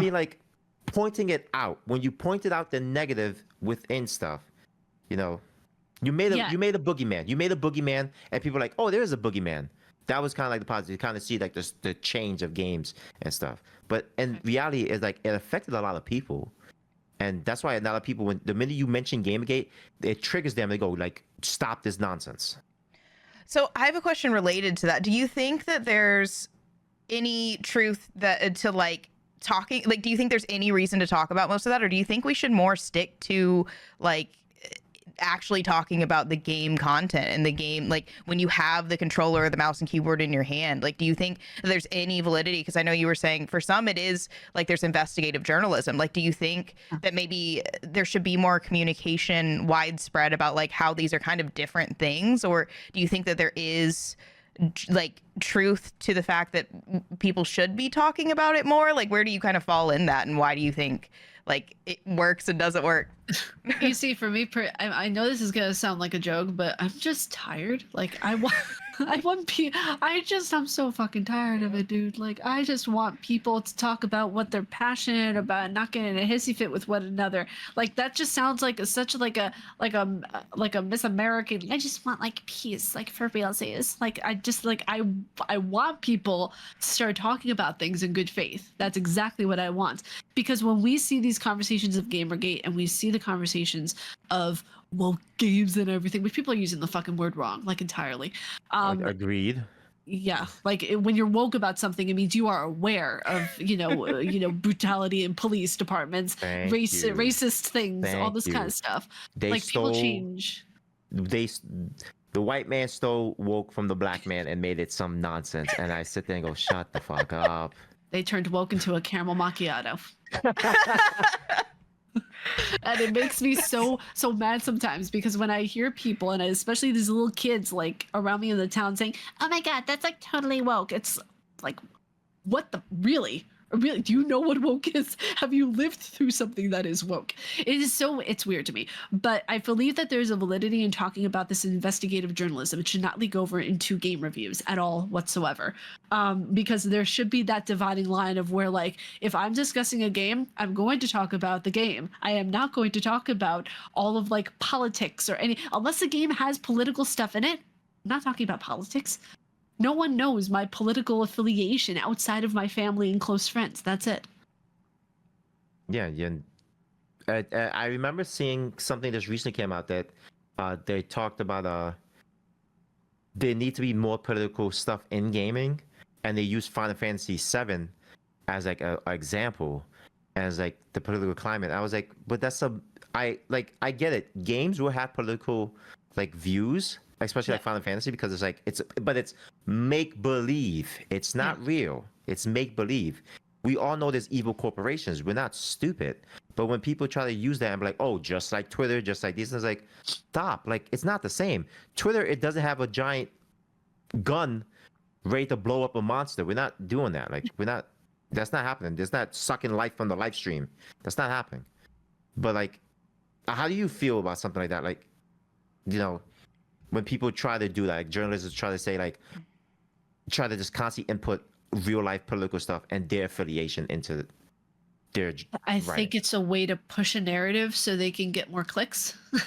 Honestly, if you're looking at things like a game that I absolutely love, Far Cry 6, that is a heavily political game that has a lot of real life stuff that went on about the guerrilla, about the fascistas, like everything that happened in that game actually happened in real life. So I understand why journalists who will take a more political approach with that review, because I can see that it's necessary. But when you're taking a political approach to Fields of Mysteria, the fuck? Like what? No. Okay, I'm here to have a chill day with my little dog and plant some corn and beets. I am not here for political stuff. So, I mean, yes, I feel like when you're reviewing a game, if it has political content in it, review it for what it is. But if it doesn't, don't try to make something out of something that isn't. Thank I love you that. very Nuance. much for Nuance. And Yeah. So, with that being said, what do you personally think about how women are portrayed in gaming? And like, what? It's so kind of twofold right here. So, what do you think about how women are being portrayed in games? And what do you think is the current prevalent debate of female characters in the game? Should they be attractive, or do you think there's a agenda being pushed to make them less attractive? Because, for example, going back to Concord, the female characters were designed very differently. They were designed very differently, and then all of a sudden they became like, I don't know what happened. It was like they went from, okay, this is nice, this is cool, this is attractive. Then it became like, this is, I don't know. Okay. I didn't see the characters, so I don't know. I never played the game. Oh, you gotta come on. I never played the game. I never played Concord. You have the internet. You have Twitter. I tried. If I wanted to play it down the road, I didn't think it was gonna get canceled. Like, You gotta be entirely prepared went for off. things. Yes. But I mean, I guess to kind of clarify there, like I know for you, Dayla, you like boobs. Like when you're like, I want to see the. Whoa. You said it in the last podcast. You said it in the last podcast, dude. You said, it's literally on our episode. Oh my gosh. I like You go boobs. find that clip and play it.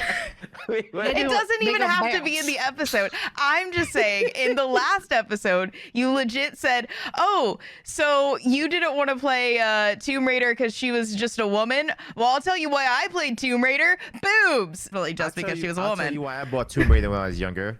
Boobs. You said it. It's in Did I say that? fucking full color on the thing, man. I said that. So like, you know, we were kind of veering that direction of talking about like some people do look for that in games. They want their women to be attractive. Some don't. Some don't give a shit because most of us are just playing games for the gameplay. So like, yeah, do you think that there's some truth? Because I know you seem to have seen it, Dayla, where you're like, some women are looking more masculine. Like some women aren't looking as much like women that, you know, and like think about like acting too, where it was like 10 out of 10s for the longest time. And now we're having more people represented. Like, what do you think of like the women being portrayed both story wise and looks, and like, do you think there's any truth to all of that?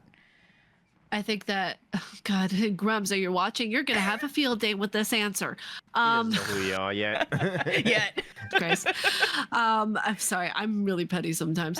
I love it. honestly, I really think that. Well, why does it matter? Why does it matter what a female looks like in a fucking video game? Like, I don't get it. Like, the outcry over Star Wars Outlaws, over her face. Like, what the fuck? Aloy, her beautiful face. Someone zoomed in and saw, oh my God, there's hair. Of course Have there's you hair. never been She's close to a fucking woman's human face being. to see the hair That before? was stupid. That was stupid. When I saw it, I was like, you guys never touched a woman. You never felt the touch of a woman ever. They never left their mother's vagina. Like, my God. Like, it was one of those things of where I'm not holding back at all tonight. I Love swear it. to It's everything I'm holding. unfiltered. That's it. I saw a lot of, and then people were just like, oh my God, why does Abby look so swole? It's like, bruh. Wouldn't you in an apocalypse? I would be lifting would. every second of every day. I'm like, Listen, I'm gonna Abby was bae. the zombies, man. you Abby know. was bae. Abby's amazing, okay? I don't Abby have over a Ellie problem. every day. I don't have a problem with a woman who could lift me up in her arms and carry me. You lift me up. Sorry. I don't fucking care. I don't care, man. I say it right here. Let a woman be an Amazon. I'm all for it. What's more masculine? All right? Either, you know, you get to be with a fucking 6'2" Amazon of a woman that's like, who's like, I fucking hate men, and you're just like, what's up? And she's like, I'm in love with you. You conquer that. That's more masculine than, you know, being with a woman who's half your size. Like, that's a. Let's continue. Anyway, you can just finish your stuff. But No, I yeah. think that, like, seriously, women are more, I think, appreciated now in games than they were years ago, because you had the Lara Croft, you know, triangle boobies that were making their appearance. And I thought that was interesting to see as a kid, because I was like, I literally asked my mom when I was a kid, I was like, is that what I'm going to look like when I'm older? And she was like, no, we don't have those dimensions of boobs. Wait, but there are some bras that give you that dimension of boobs. I'm just saying. In the 50s, yes. That just I'm goes to just show saying. how much, like, because I know most of the audience will generally be men watching this. That just goes to show that for women, like, we do like take in a lot of that, and it will come Yes. out for us. And that's what you see a lot now is like women who feel insecure without makeup. I know I still do, and I wear Yeah, makeup same. maybe only half the time for my live streams. I wear it always for YouTube videos, but half the time for live streams because I'm tired. You know. I feel that. And that's the thing too, of where like anytime I see these arguments of like, well, are women more attractive in video games? Are they this? Are they that? It's like women come in all shapes and sizes, and women have all different kinds of facial features and everything like that. So I feel like when we're going into those arguments, again, they are approached in bad faith. They are not approached honestly. I feel like they shouldn't even be approached at all, because what kind of stupid asshole would ever say like, oh, this person is unattractive? Why? Because they just have stronger features? Give me a break. Come on. I just feel like sometimes when they do that, they automatically go blame guys when they leave women out of it. They leave gay women out of the conversation because they're all gay women who play these games and like this chick is hot. Yeah, exactly. And it's like it's disingenuous because like you just attack men. If the men say, "Oh, she doesn't look attractive," you know, they kind of uglified her. You know, there's women who say the same thing. Like, yeah, they made this character who was attractive in the first game, and she's ugly now. Like, what happened? Like, but there's some games that's like when you see the woman, I could be like, all right, I get it why she looks this way. Like in Warhammer, one of the female characters, she looks kind of like masculine and chiseled, and I'm like, okay, Warhammer is fucking a galaxy of war.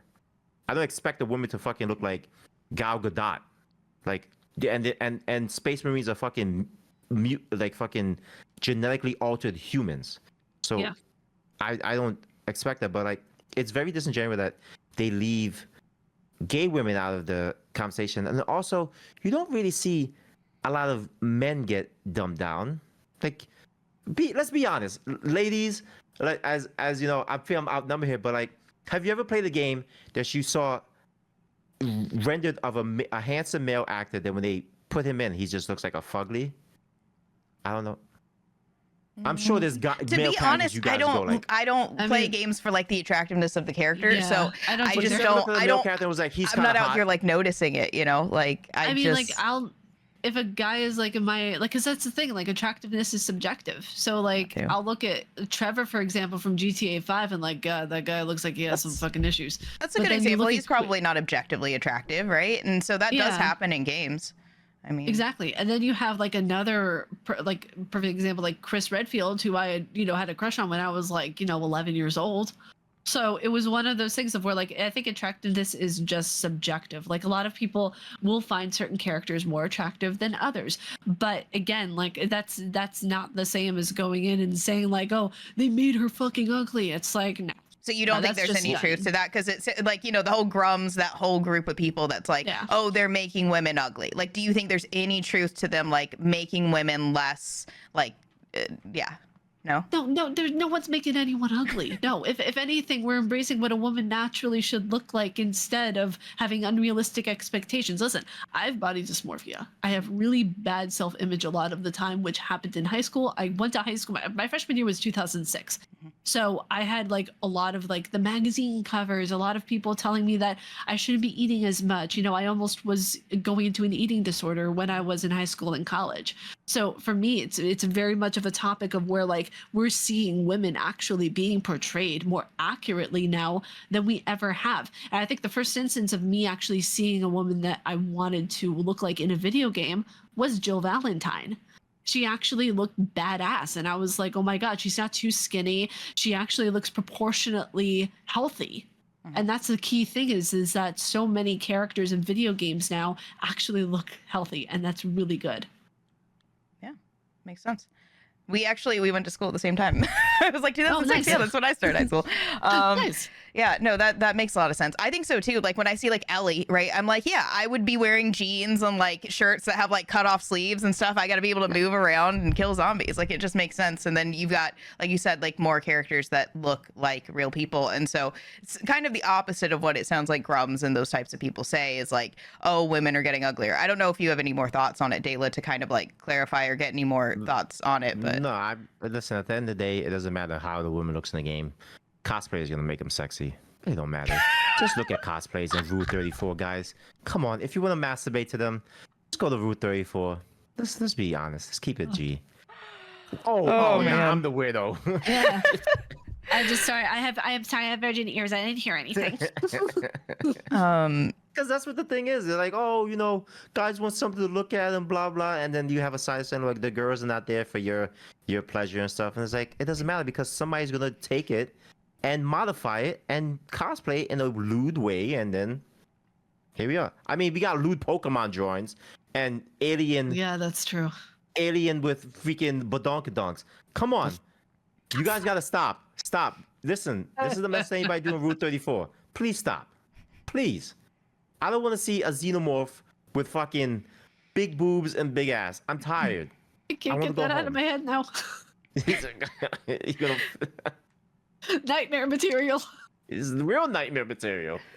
So okay, so talking about like we've talked about how it can be very subjective, right? But like when there is black and white and like it can't be misconstrued. So for instance, like I don't like when identities are used as selling points. I think that gets into a very potentially bad area where if the game fails or people might be like, oh well, it's because they used identities here, or just in general like it could serve to amplify those issues, but also like if it's used as a gotcha, that might also make people upset. I felt like that with Gone Home personally, and I know others might disagree, but I felt like in Gone Home, it like goes into a story that had nothing to do with the original story, and it played into identity. And I just don't like when it's used as a gotcha because it feels like that could amplify issues. What are your thoughts on like when it's very black and white that they're kind of almost preaching at you, and what do you think of that in games?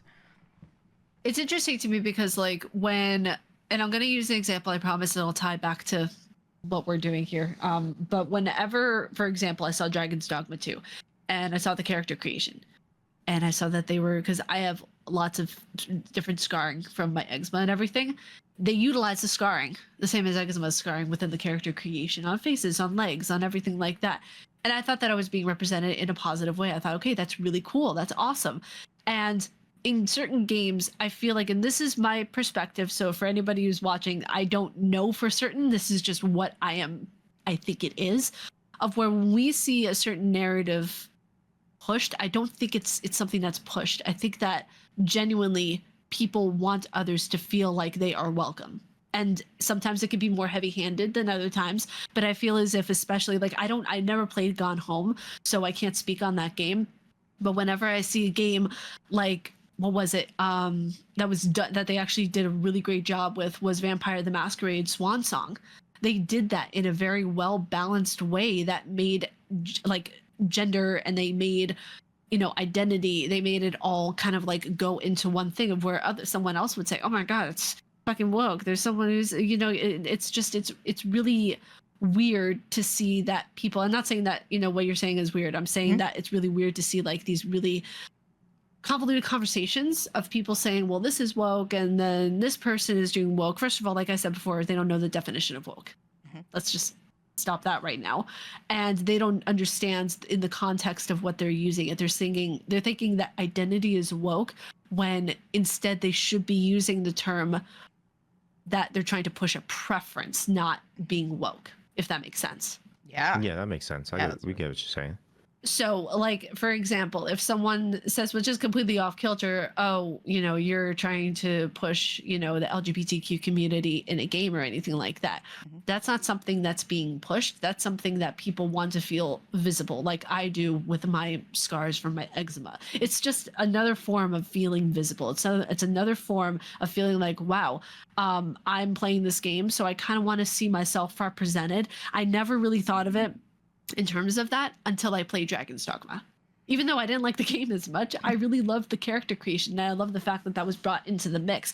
So whenever people are talking, and I know my thoughts are like all over the place and everything, but I know that, whenever we talk about inclusion and we talk about companies like Sweet Baby Inc. or anything like that, we're talking about companies that are just trying to make sure that inclusion is done in the right way. I had an interview that I did with Khalif, and we were talking about DEI and Sweet Baby Inc.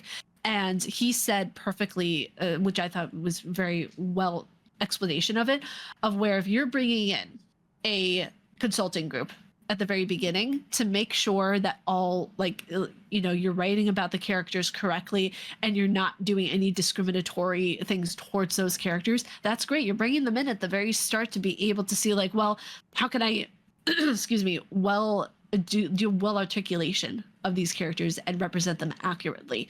If you are bringing in those companies at the very last minute before the game is supposed to ship, that is forced diversity. So that is correct. You're 100% correct on that. Yeah. So if you're, let's say, talking about Native Americans and you bring the company in at the very last minute saying, oh, yeah, no, we should have added this. We should have done this. That's forced diversity. You should have brought them in at the very beginning of the process when you were supposed to and discuss them in the story and not wait until the last minute so you can meet some sort of weird quota. Yeah. Like having identity make sense within the story itself rather than placing it for like that purpose to show, oh, well, we included identity, like not using them as a selling point. Yeah. Exactly. Yeah. You should not use any. That even makes it more fucking racist to do that when you're including someone like the way that because like I'm Jewish, so like to see that in The Last of Us 2 they did a synagogue absolutely beautifully.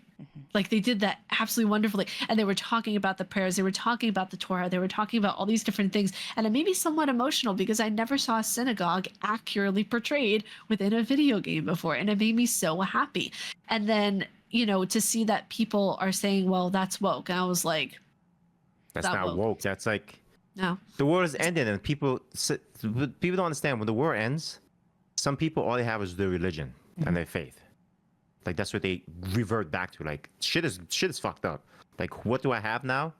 I gotta go back to my faith. And some people are hyper religious and they rely on their faith to make it through these tough times. So yes, in a world being completely fucked with fucking mushroom heads running around, I would hope that certain religions are portrayed correctly and not fucking just destroyed in some type, you know what I'm saying? Well, no, it wasn't exactly. just, you could tell it wasn't just forced in. It was completely in line with the theme, the story, the dialogue that they were having together, like all of that, like that experience in the synagogue fit the story because, she's talking about her experience with religion and loss and all of these things. And so she's connecting with Ellie on that. And so it made sense in the story. You could tell it wasn't just placed there to place there, right? And I think that's where it probably hits really well for people. And, people can feel included without it feeling like they're being used. I don't know if you have any thoughts on that, but I can see what you're saying on that.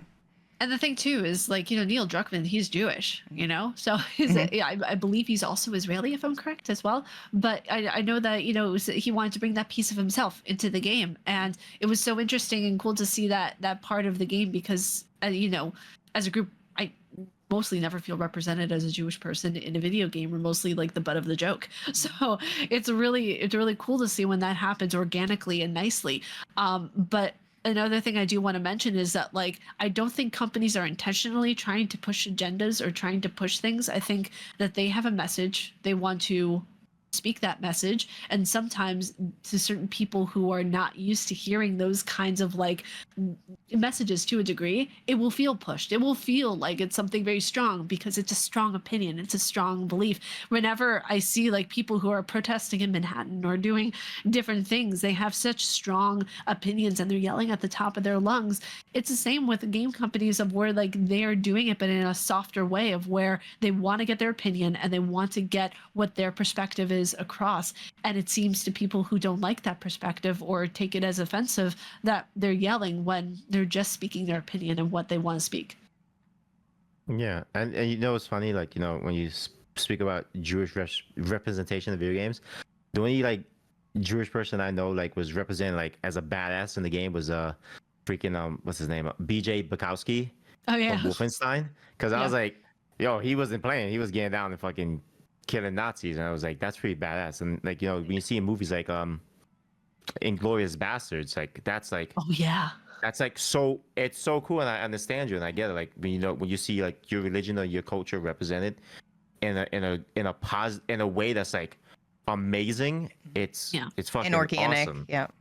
And organic, not like corny and it's like, oh, here they are and this, doing something. What's still going to happen is I know that this will reach certain people and they're still going to take my words out of fucking context. Yep. There's people. That's what all people do. Take everything out of context. Who Yep. cares about context in 2024, right? Listen, nuanced conversations need to happen all They the time. do. Yep. I know all three of us are trying to have them, but a lot of people do not want to have them. So, you know. No, because I It's- feel like sometimes people hit like it's like trying to talk to a fucking brick wall sometimes. It's just you're hitting your head against something that doesn't want to maneuver. And it's so frustrating because like I don't know if you guys saw like some of the conversations I was trying to have with people last week in the timeline of where like I was genuinely trying to reach people, genuinely trying to have a conversation. And then at the last minute, excuse me, someone said, "Oh, this is why people hate you." I'm like, out of nowhere. And it's so weird to me because it's like I'm genuinely trying to be just open with these people and trying to understand. If you want me to be an asshole, I can go there, but I don't want to because I don't want to go down to that level. I think that's what they want you to do. Yeah. It's like you said, like they're it's like trying to bait flicking- you. They're not coming in it with a Exactly. good intention. It's yeah. Are they gonna take you out of context? You're gonna block out the rest of the stuff and just say, "Look at her fucking attacking people when all I said was this," and here she goes being a fucking mega bitch and just like, "Oh, Yeah. fuck you, go buy a rope or something." Yeah, So exactly. it's very it just shows like how things have gotten over the years, especially just having simple conversation with people. And I've seen the interactions you had. Like you're not trying to bash the game. You're speaking from your experience, and you're just trying to have simple conversations. And I've even commented some of your stuff, and I was like, "Hey, you know, X, Y, Z," and you go, "Well, A, B, C." I'm like, "Okay, that's it. You said your piece, I said my piece. Do I have to agree with you? No, but I'm not going to sit there and say, well, here's why you're wrong. You know, I'm just going to say, okay, well, it is what it is. Like, walk away from it. But there's people that's like, they need to be right. They have to be right. And in that And they realm, want do you you to- think? Oh, sorry. Tell me you're right. No, go ahead. In that realm, do you think that part of the disconnect between journalists and consumers is that like people want to be right and they want to hear their own biases and they don't care about anybody else's, or do you think there's kind of something else there? For a lot of people, they just want to hear, you know, what they are thinking regurgitated to them. It's just a matter of like with a lot of people who are very extreme, like the people I've dealt with over, you know, the past week. It's very much like, you didn't like this? Oh my God, why am I even talking to you now? It's very extreme. It's very much of like, you know, if you don't have the same train of thought that I do, you are considered not a human being, not this, not that. There are a lot of people, of course, who are great, who are just like, I respect differences of opinion. I respect this, and I want to be able to have open conversations. But a lot of the people that unfortunately choose to interact with me, you know, whenever it comes to me asking the difficult questions, are people who just want to hear their own voices back to them. So it's a matter of, you know, blocking out the noise and interacting with the people who genuinely want to interact with you. And that's basically it. Yeah, that sounds like good advice for anyone who's dealing with that as well. Because I know I deal with it on the like regular. I've been just even for instance just saying nice things about Outlaws because I'm loving Star Wars Outlaws, and everybody nice. comes at you all the time. They're like, "How could you like this game? It's so bad." It's like I'm enjoying the game. Nothing you can say is going to change that for me. You know, like I like it. Period. You know, and It's so the they're trying to same- bait yeah. you and like get you to get emotional, I guess, towards them. It's just weird, you know. And like you said, block out the noise. Yeah. They are literally the paparazzi of social media. I just That's feel like perfect. That's perfect. I just feel I don't understand why people just can't like, because a lot of people say, "Oh, how could you like the game?" It's like, did you play the game? You didn't play the game, so why are you talking? Or it's like, if you don't like it, don't buy it. Don't fucking watch me play it. Like, I didn't play Fallout 76 because of like a lot of the things I was reading from journalists and people I was talking to, saying that, you know, they're missing a lot of this stuff. So I was like, okay, I'm gonna avoid it. A group of friends were playing it and they were like, you should get it. It's kind of fun. So I was like, okay, let me jump on it. Let me see. Did I have a good time? It was all right.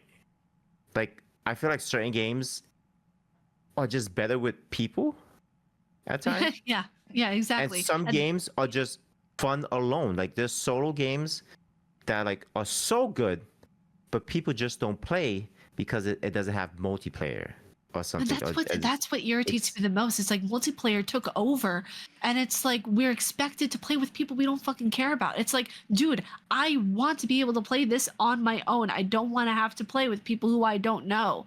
Like for me, I love single player games. Yes. Those are my bread and butter. For me, I thrive in that experience. But when it doesn't offer a single player experience, like what was it?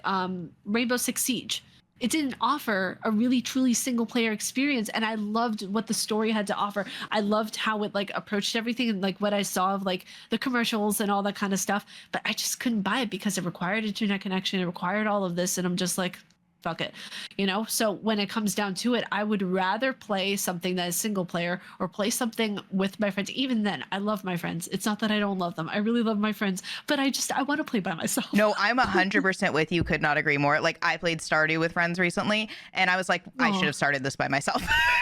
my like I was playing it with some of my closest friends, and they were like, "You're being mean," and I was like, "You can't spend money." I'm like, "Stop spending money."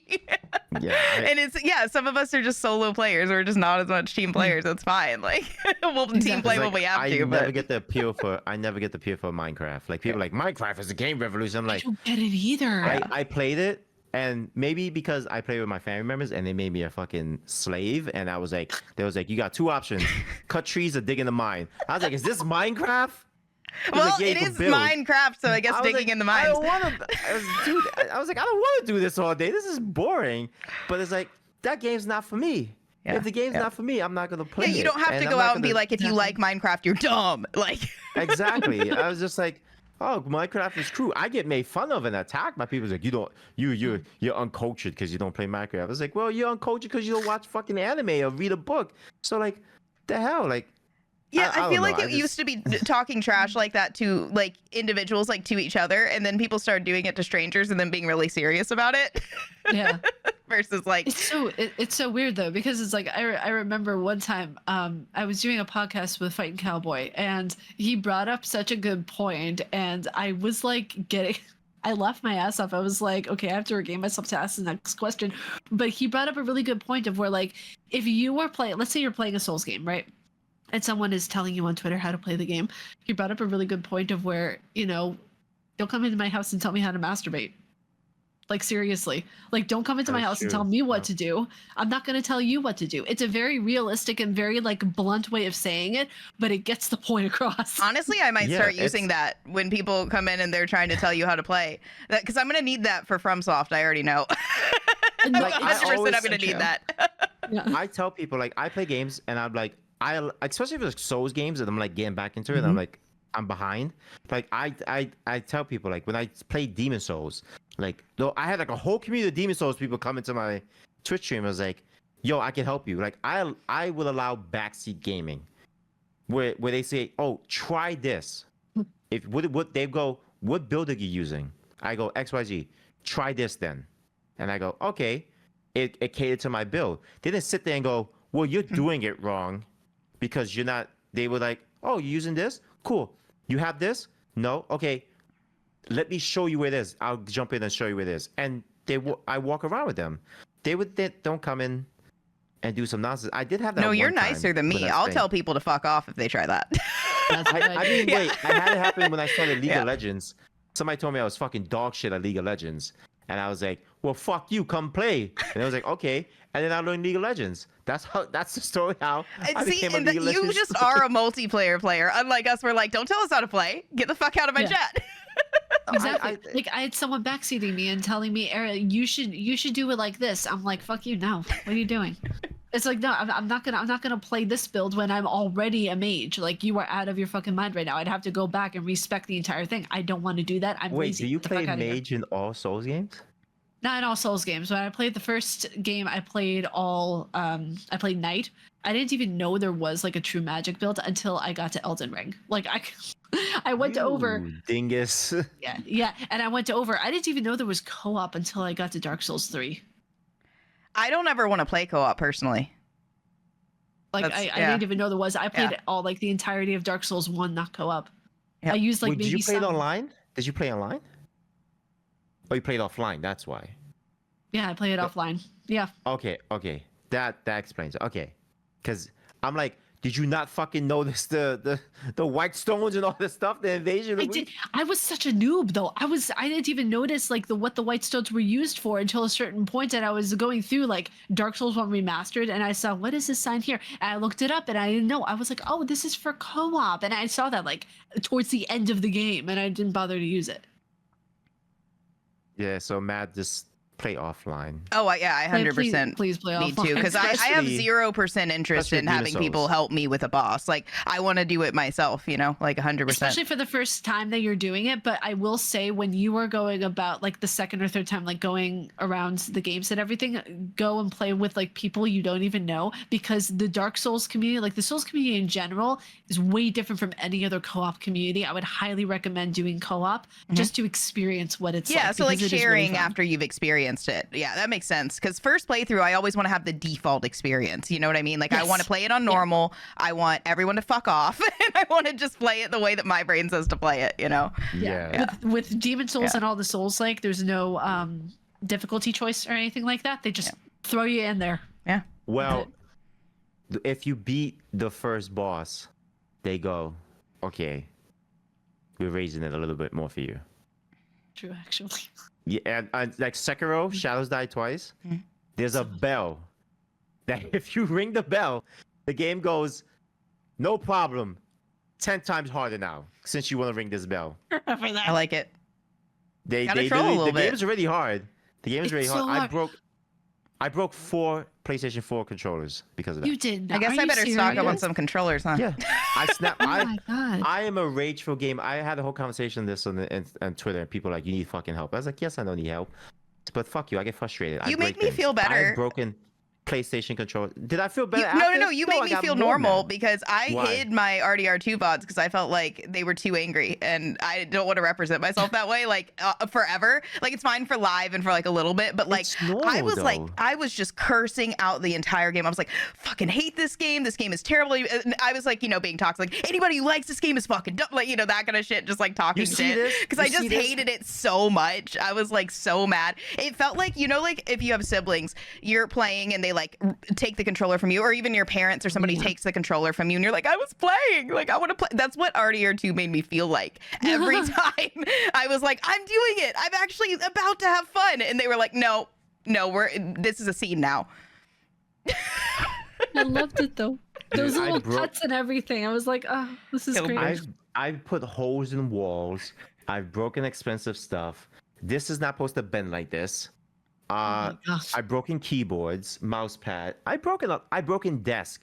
I've had to stop playing one game because it was detrimental to my health because like I screwed up my knuckle punching Oh my a gosh. cement wall. Yes, I have rage You issues. you but make me feel normal. because of I have to video games. I have to I get- actually sometimes minimize the chat during a boss battle.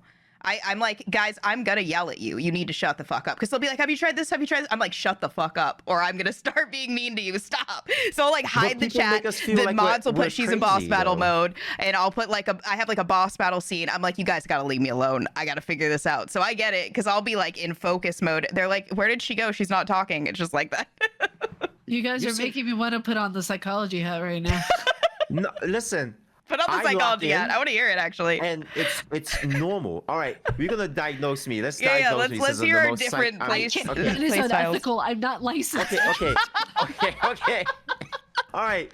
Tell me what should I do? Okay, Doc. All right. I get very angry quickly. I have a short temper. I don't know where it drives from, but I don't feel like things are fun unless I'm fucking winning. There's only one way of thing in life for me. There's winners and losers. I want to be a winner.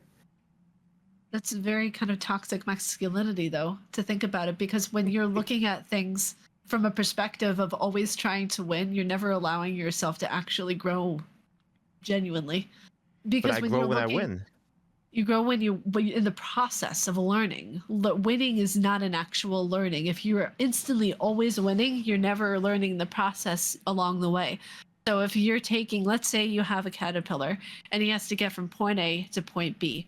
He will, each time he gets to point B, he's just like, oh, I'm constantly winning. I'm constantly doing this thing. So he expects to win every single time. Since you always expect to win, you're never understanding that your brain needs a natural curve to learn things. But I'm better. You really want me to go into this right now? He's better than the worm. Oh man. I've done that I before. could. No, seriously, yeah. I've done that. Yeah. That's amazing. Liza P. Yeah. I died in the first boss. I was like, I'm a fucking Souls player, and I'm dying to this bullshit game. Fuck this. I'll be very honest. I'll be like, listen, I'm getting an ego check right now and I'm unhappy. You guys are going to have to like be nice right now. I'm like, I will legitimately say this is hurting my ego. Fuck. I hate it. That's never happened to you, Arielle? Oh, I always, whenever I get, I don't ever get angry at games. It's pointless to. If I ever feel like I'm getting frustrated with something, that's different from being angry. I've gotten frustrated at bosses where I like sit back, I'll put the controller down, and I'll think to myself, how can I approach this differently than the way I already approached it? But I never have gotten angry at anything. Spoiler. I had anger issues when I was younger, and I sought help for it. And because I broke chairs, I used to get so angry. I would punch my wrists into like walls and everything. I would just like slap walls. That almost broke my wrist one time. I was an angry teenager with a lot of the stuff that I went through. So, but I got help for it, and I don't have anger issues right now. I get very if I get angry at something, I try to think like 5 steps ahead and calm myself down so I don't escalate into something of when I was a kid. Oh, you're better than me. I'm just like, this boss killed me. I must run into him harder the next time. I know what went wrong. I didn't hit him hard enough. There is anger, and then there is eager bullheadedness. So this leads into one of our last questions, actually. Different motivations.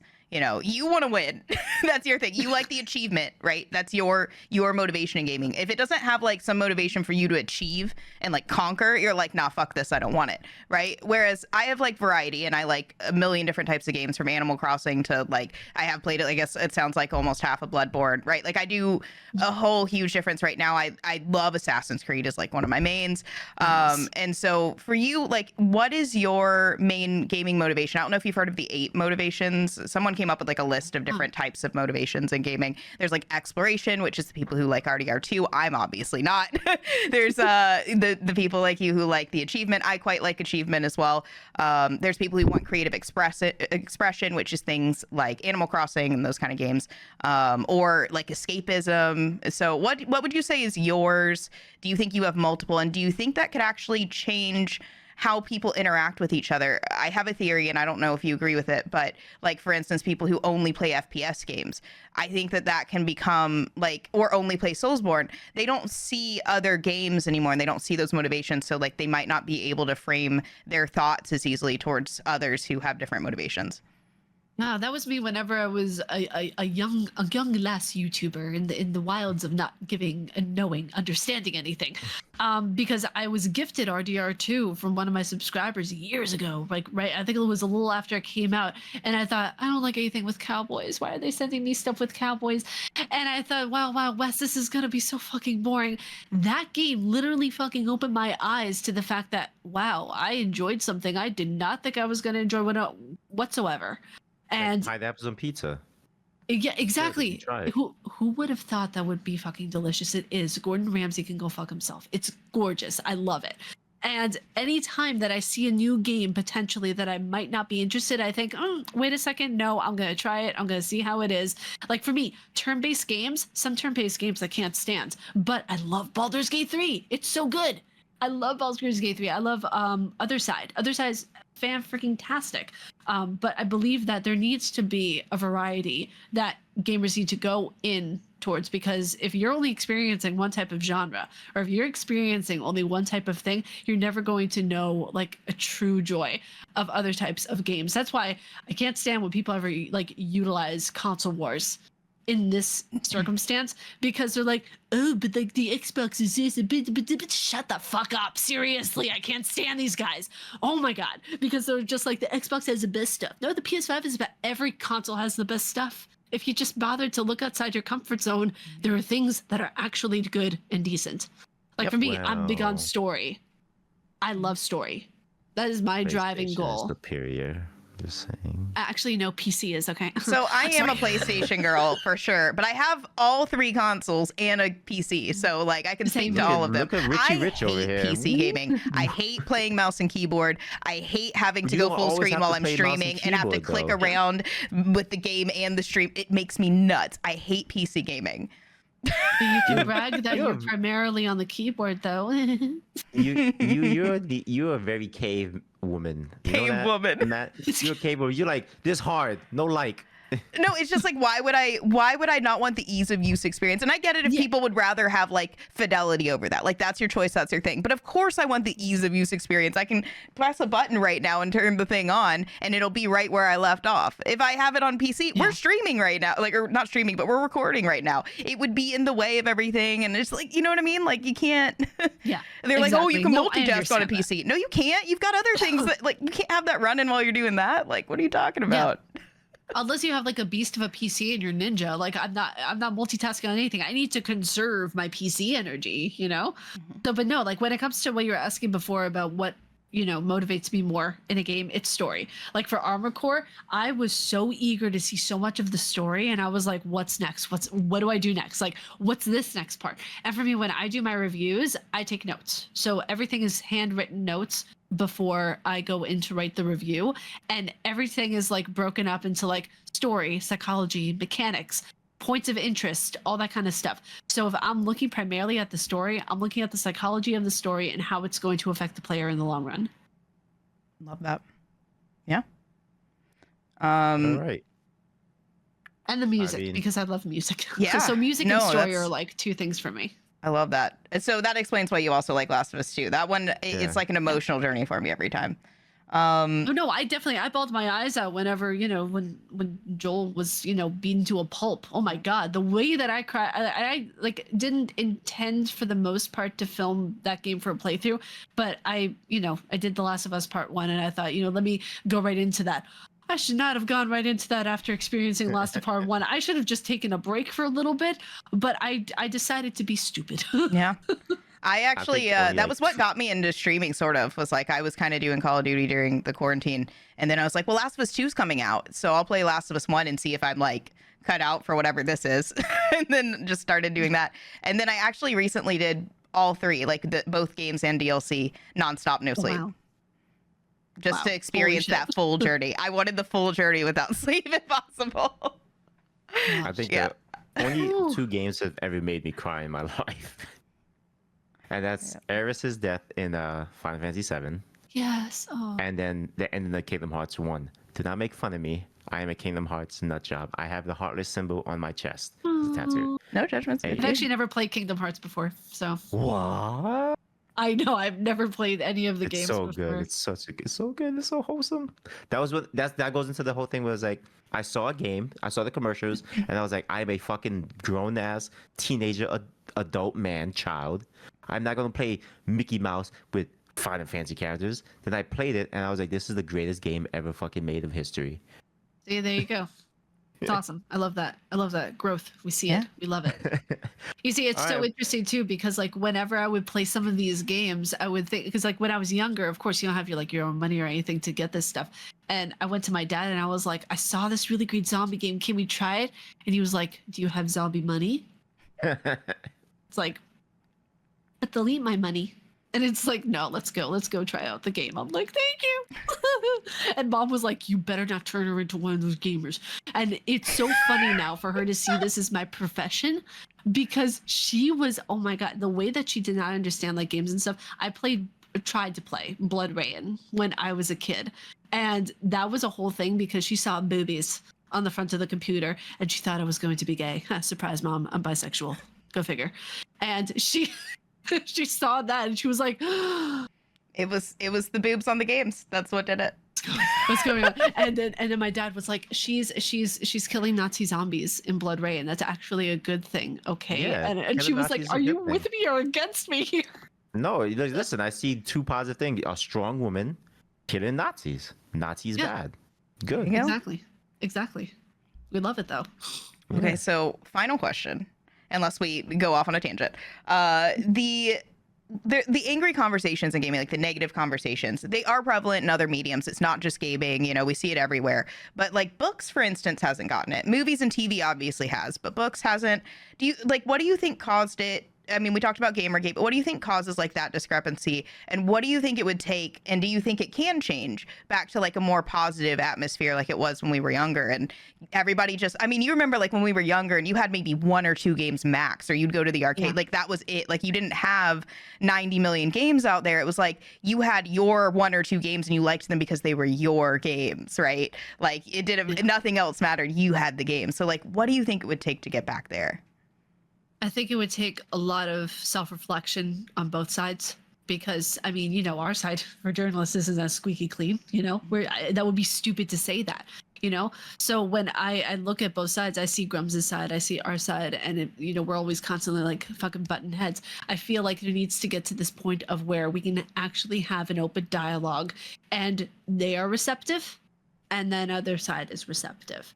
I don't think that is ever going to happen, because the amount of vitriol that is there for us and vice versa is a lot. And I don't know if it's ever going to get to that point. Books is a very much of a safe haven, because when we see books, we're creating the imagery there in our heads, whereas with games, it's already there. The imagery is already created. It's already there in front of us, ready to be, you know, engulfed, ready to be digested. But when we see something that we see a new Stephen King book, or something from Anne Rice, or if we see something from whatchamacallit, you know, like D&D, for example, we're creating those things with our own mind. So it allows for more creativity, allows for more positivity. So I feel like the books, you know, space is more positive in general, because we are using our own lens of creativity instead of it having it already there for us.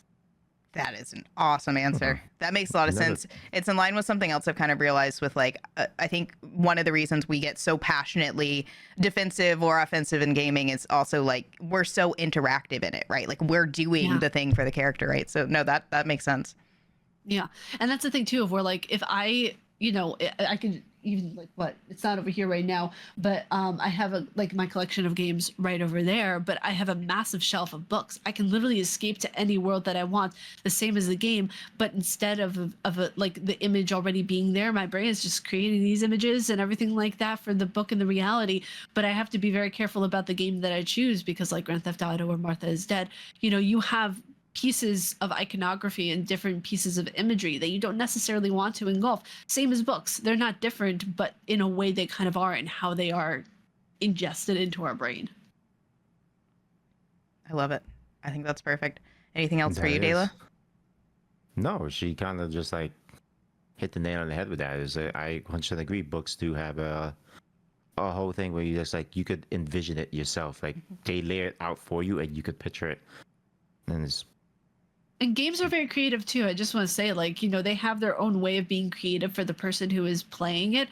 But I feel like with books, they are kind of like reading a world that, like, with a game, it's already been created. And I'm not like, I don't want people to think I'm trying to be negative with that perspective, but it's more or less, you know, I don't know. It's just something where I feel like the brain is creating more of it, where less you're seeing an image on a screen that is being presented to you that you have to ingest. Like, I don't know. It's interesting to think out, because it's a really interesting question. I never had to think about. Like, they're creating more of it themselves, so they're gonna like it more. Yeah, and it's not it's not gonna feel preached at them in any way, because they're the ones kind of creating more of it. Yeah, that makes sense. I mean, because there's player freedom in gaming, but it's like some of the gameplay usually it's not like they're not. I mean, like with character creation, that's one where you are creating more technically, and so for some people they really like that. I personally don't as much, but I'm a weirdo, so.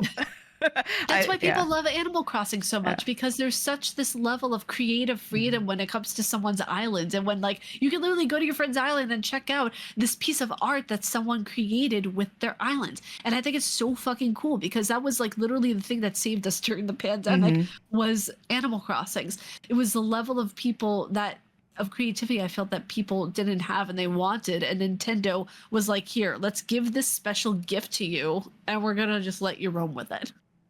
Yep, I was a big Animal Crossing player as a kid, so it was huge nostalgia. I didn't even have it during 2020. I got it in 2021, and then I mained it for a year and a half.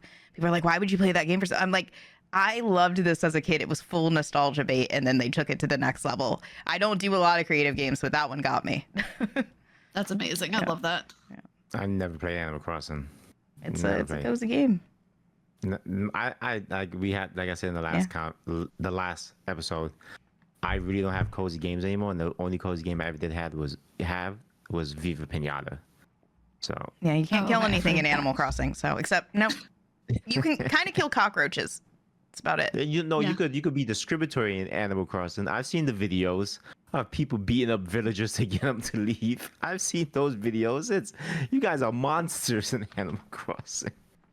I've seen I it. never saw that. Yeah, no. Yes. I mean, I did actually get very mean towards Bill. I needed him off my island at one point. I See? threatened. That's fine. I was like, I made a Kill Bill joke, and I put on like a yellow jacket I have, and I grabbed my sword, and I was like, we're killing Bill. Poor Bill.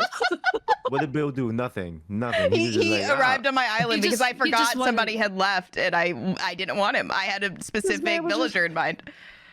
See, that's screwed up. Man, he just needs to pay his bills. So I guess there is Exactly. violence if he would like to, maybe it is Yeah, for you. that's the late Islands game rule. stuff. No, you know what's actually really weird is that like I did a review on Animal Crossings and I took a perspective that people didn't really like of where like I thought it was okay, so I thought that in the beginning Animal Crossings was a horror game. Hear me out for a second. Hear me out for a second. Of where you have this raccoon who is squirrel, whatever the fuck he is. He literally he gives you a phone. He gives you everything that you're going to need to survive. He's like, oh, this phone? Oh, you don't need your phone. Use ours. It's better. It has all the things you're going to need. I'm like, bro, what the fuck is this? What is this right? Am I in communist China? What's happening right now exactly? And I wrote a Wait a review on minute. it, and I was like, why are you giving me a phone that only you can contact, you can send things to me, and you can utilize for me? I don't. Why? You should What's make going a. on? You should. There is- listen, There is actually Copy horror what you movies just of it, said. sort of. You should make a like you There- can make a little like indie game with Animal Crossing with a question mark, and then that's like as the premise like you start the villagers are like some weird things are going on here. The villagers start dying. Yeah, No, you exactly. should Exactly. you should actually look up some YouTube videos on it. There are people who with that theory, but it's hilarious that you thought that like at the beginning. Yeah, people like come up with wild, dark Animal Crossing theories. There's one about Zipper. There's like all sorts of crazy stuff. Yeah, because he Yeah, has and I Zipper on the actually- back. Yeah, because I saw that. What was it? People from China were using Animal Crossings as a way to tell people, "Hey, we need help. Like, please send us help." And then the server from China was shut down. What?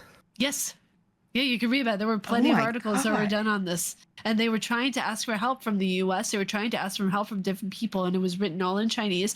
And it was wild to me because that was their only way of talking with anyone outside of the country. And that was, yeah. And Oh. we think we have censorship problems, Yeah. but I think that's where we're gonna end. Yeah.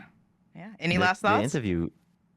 I just want to say thank you guys for having me on. It was really fun to be able to talk about this and get pissed off at people for a little bit and feel healthy about doing it. Yep. Yeah. The Don't nuanced worry, we're not gonna- conversations, the unfiltered conversations. the unfiltered conversations. And well, we want to thank you again for coming on and allowing us to interview you and sharing with us all your views on the current state of gaming and gaming journalism. Thank you so much. We greatly appreciate it, and I'm sure the viewers do too. But do you want to plug in anything where people can find you? Plug that in. Yeah, sure. If you guys want to follow me on Twitter, I am at Huggable Hipster. If you guys want to follow me on YouTube, I'm also at Huggable Hipster. If you guys fancy Instagram, I am at Huggable Hipster Gaming. Perfect. All right. Well, that's another episode of Unfiltered Gaming. Ugh. I can't do this. You do it. I can't do It's another episode of Unfiltered Gamers, and we will see you on the next one. Bye.